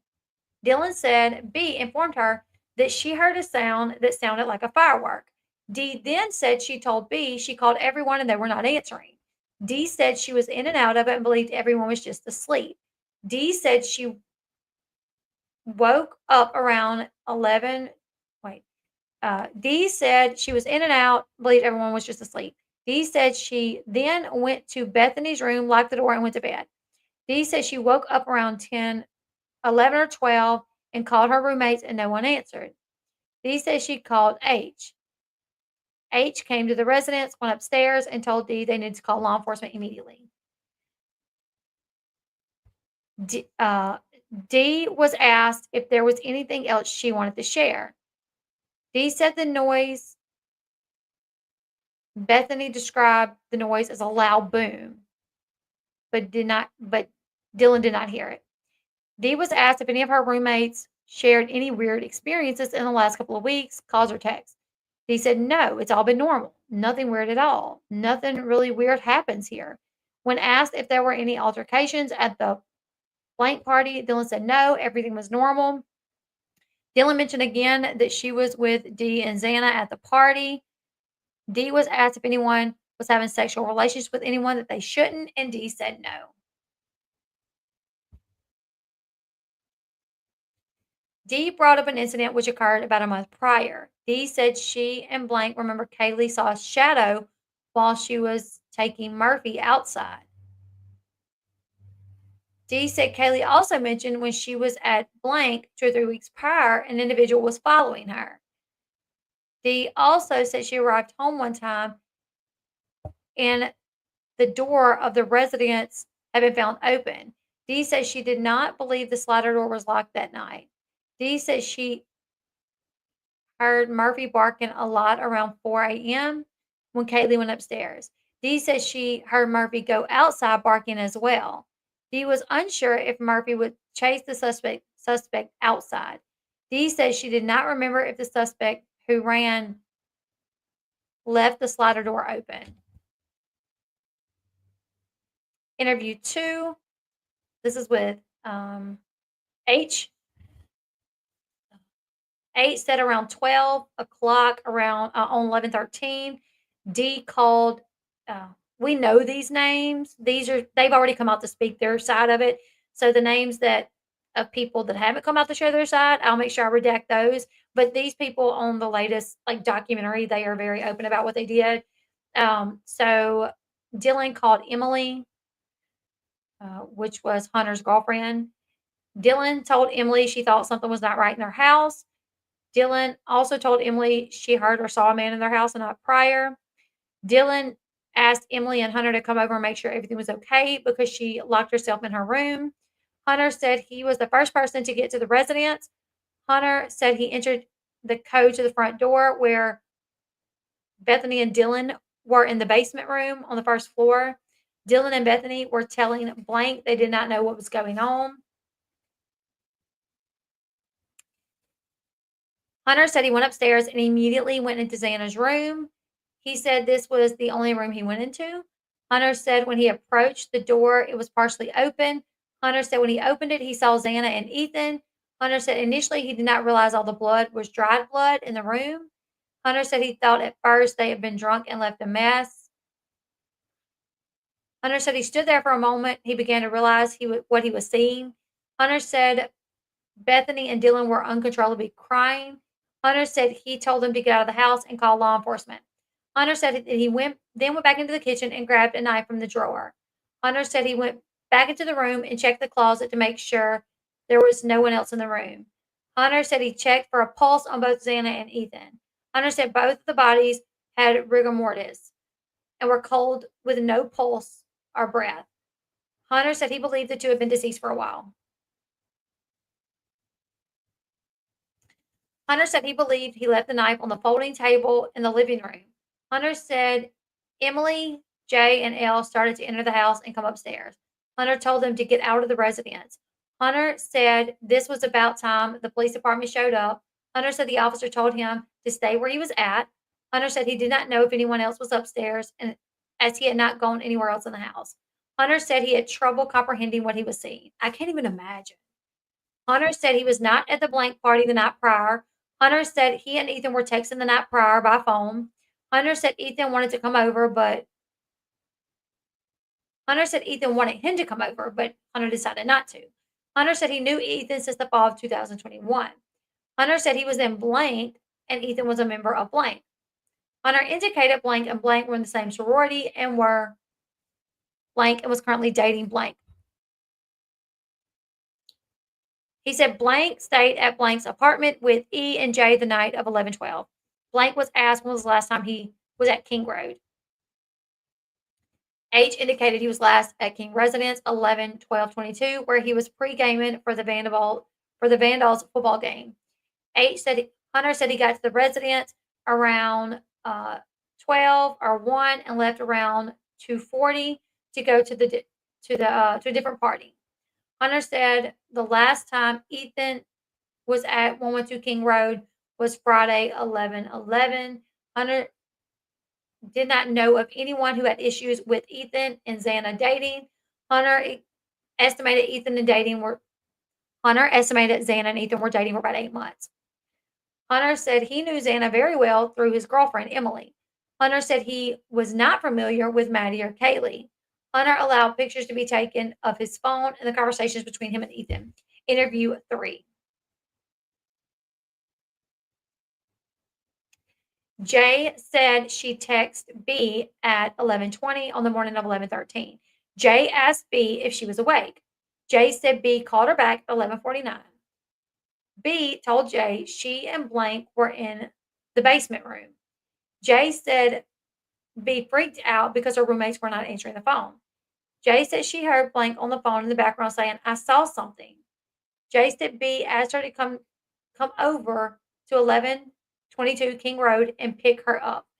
Jay said B texted her while she was driving there and said E and H were on their way as well. Jay said when she arrived, MPD units were arriving as well. Jay said she did not go to the blank party but went to a different one instead. Jay said Bethany and Dylan came to this other party after she left. Blank estimated Dylan left her party around 12:30 and Bethany left her party around 1 or 11:13. Blank said she was in blank with Dylan, L and B, Bethany and Xana. Jay says Xana and Maddie were both in blank, but it dropped out, and Kaylee was in blank, but dropped out as well. Blank suspected the girls dropped their respective sororities because of issues with other girls in the house. Jay specifically cited girls on the executive board who tell other members what to do. Blank suspected this was what they did not like. Jay confirmed she, blank, and blank were still active members in blank. Jay said the girls who were still active members of the sorority who chose not to live in the house did so because of money issues. Jay said Maddie was Bethany's big sister in the sorority house.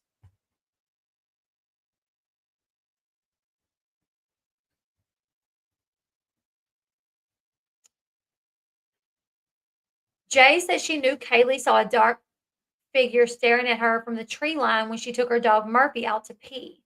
Jay said this occurred about a month ago on 1122 King Road. Jay said this occurred. Jay said there has been lighthearted talk and jokes made about a stalker in the past. Jay said all the girls were slightly nervous about it being a fact though. Jay did not indicate any social media issues or issues between the girls who lived together. Jay said there was no issues with girls from the blank sorority and the residents of King Road. Jay said the front door had issues with locking and sometimes could be open without a code. Jay said he did know the code to the front door. Jay said she was unsure if the residents kept the back sliding door locked regularly. Interview 4. Elle said she did not go to the blank party. Elle said he went to, or he, Elle said he went to sleep around 2000 hours. Is that 8? Yeah. At Blank's apartment on Taylor Avenue. Elle said he woke up around 2 or 3 blank and said blank and blank were talking in the living room of the apartment up until about 5 on 11/13. Blank indicated H was present but not awake during this time. Blank said they all went to bed around the same time and woke up again around what he thought was 9 o'clock.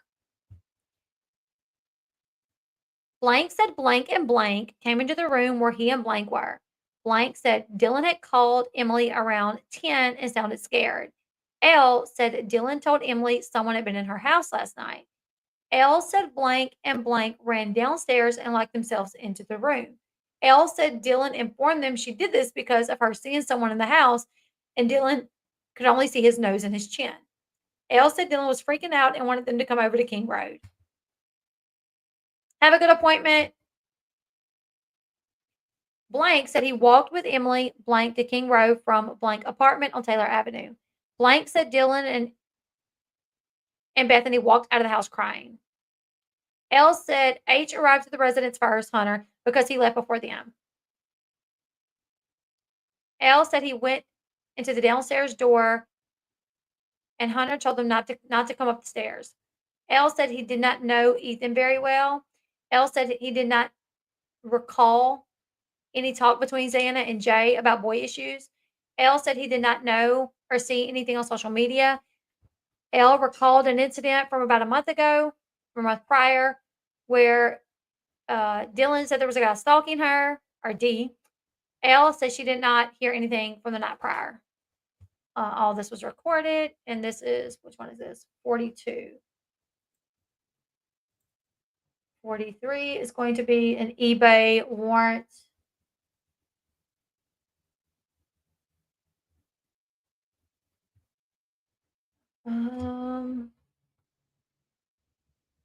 Let me see if there's any significance to it.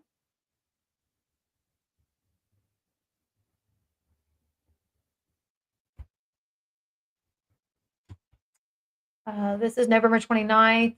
I found and received 2 emails from Snapchat dated November 28th. These emails provided links to downloaded data requested pursuant to the 2 warrants served on Snap on November 21st. The files were downloaded and saved to the computer. In examining the files, I located the user ID who shows subscribers information of, and it's all blacked out, born in 1967. The data showed blank purchased a K-bar, the brown leather sheath, on August 14th. I located 2 younger males associated with blank. I found TLO to be generally reliable in previous investigations. Those males appear to be blank sons, blank, blank. Upon reviewing, it appears he purchases and sells military memorabilia and equipment. Okay. Not really of any significance. 44.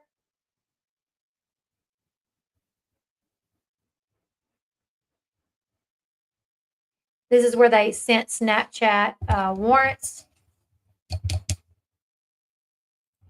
45. Cell phone warrant for who?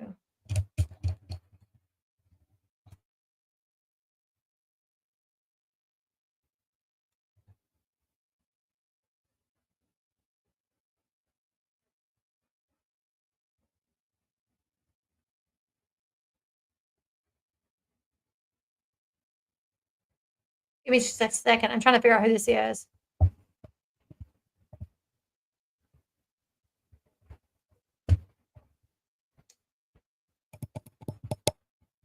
What is it for?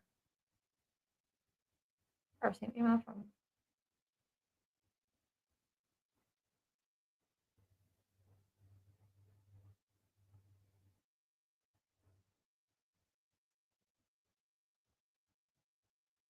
It might be for all of them, like the info for their warrant for their cell phones. I think that's what it is. It's just them getting the info back from the warrants because it's several of them. Oh, here's witnesses' phones. I was directed to interview potential witnesses in regards to the incident. During this process, I was tasked with extracting data from the following phones: Dylan, Bethany, Kaylee's boyfriend, Emily, and then somebody else. So they did go through all the witnesses' phones. This is the next, which one is this? Like 50 is a vehicle center stack booking where it's just talking about the females that was on the scene.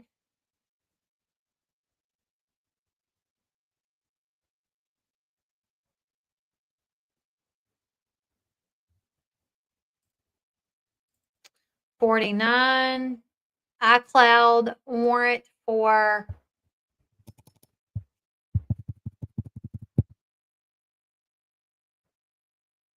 okay, iCloud warrant for I know one's Kaylee's. I think the victims. It's iCloud warrant for the victims.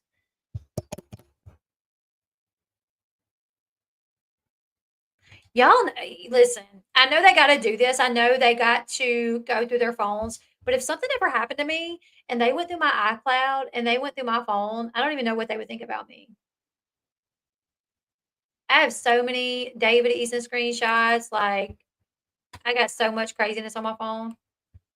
All right, the last one would be picked up 3 cell phones and hard drives from Walla Walla PD. All right, that's going to be the last one. And this zip file. Wow, that's insanity right there. Give me a second, guys.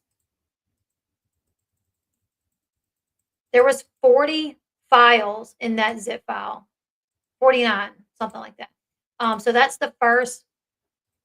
That's not even all of them, though. That's not even all of them. Bear with me. I have all of these still up on my computer, so I'm having to go through them.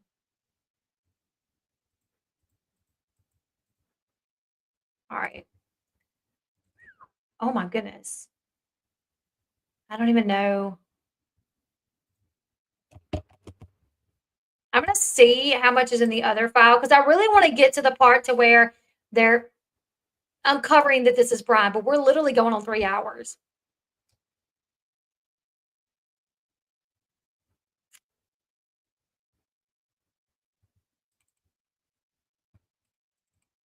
Oh my goodness. You guys, look at this. This can't be the same reports. Is this the same reports?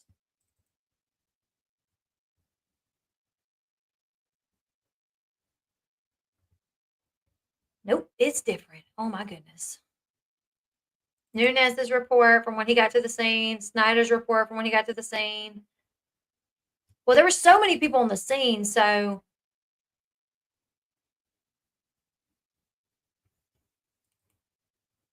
All right, we're gonna end it there. I'm gonna try to spend the weekend weeding out through the rest of this. You'll probably find other pages going through all of this, but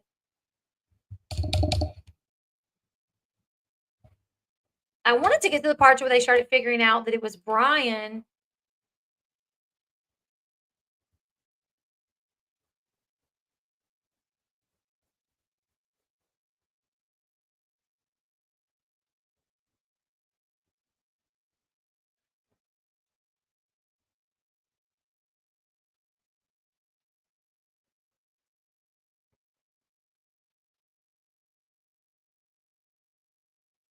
Some of these, I guess, are could be the same.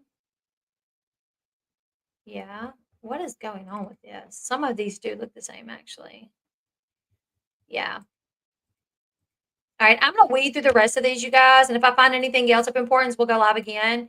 Because actually, I just opened another file, and some of these are the same report. So I don't know. People can always go read it if they want to. That's so true. And they're going to continue to drop. They're going to continue to drop documents. Um, I mean, honestly, they may have dropped more just since I've been on here. Let's see.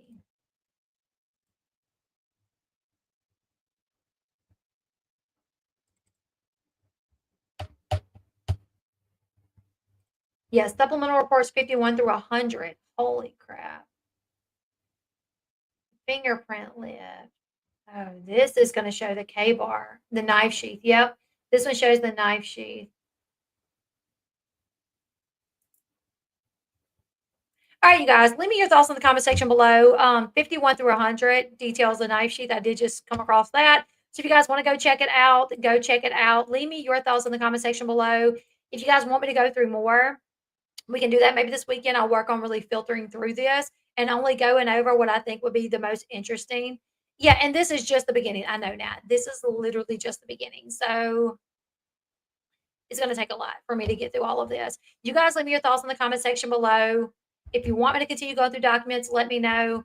If not, let me know if you rather watch it. I'm sure Emily Baker's going to be going through this as well. So I need help. I need someone that can help me filter throughout all of this because it's just so much.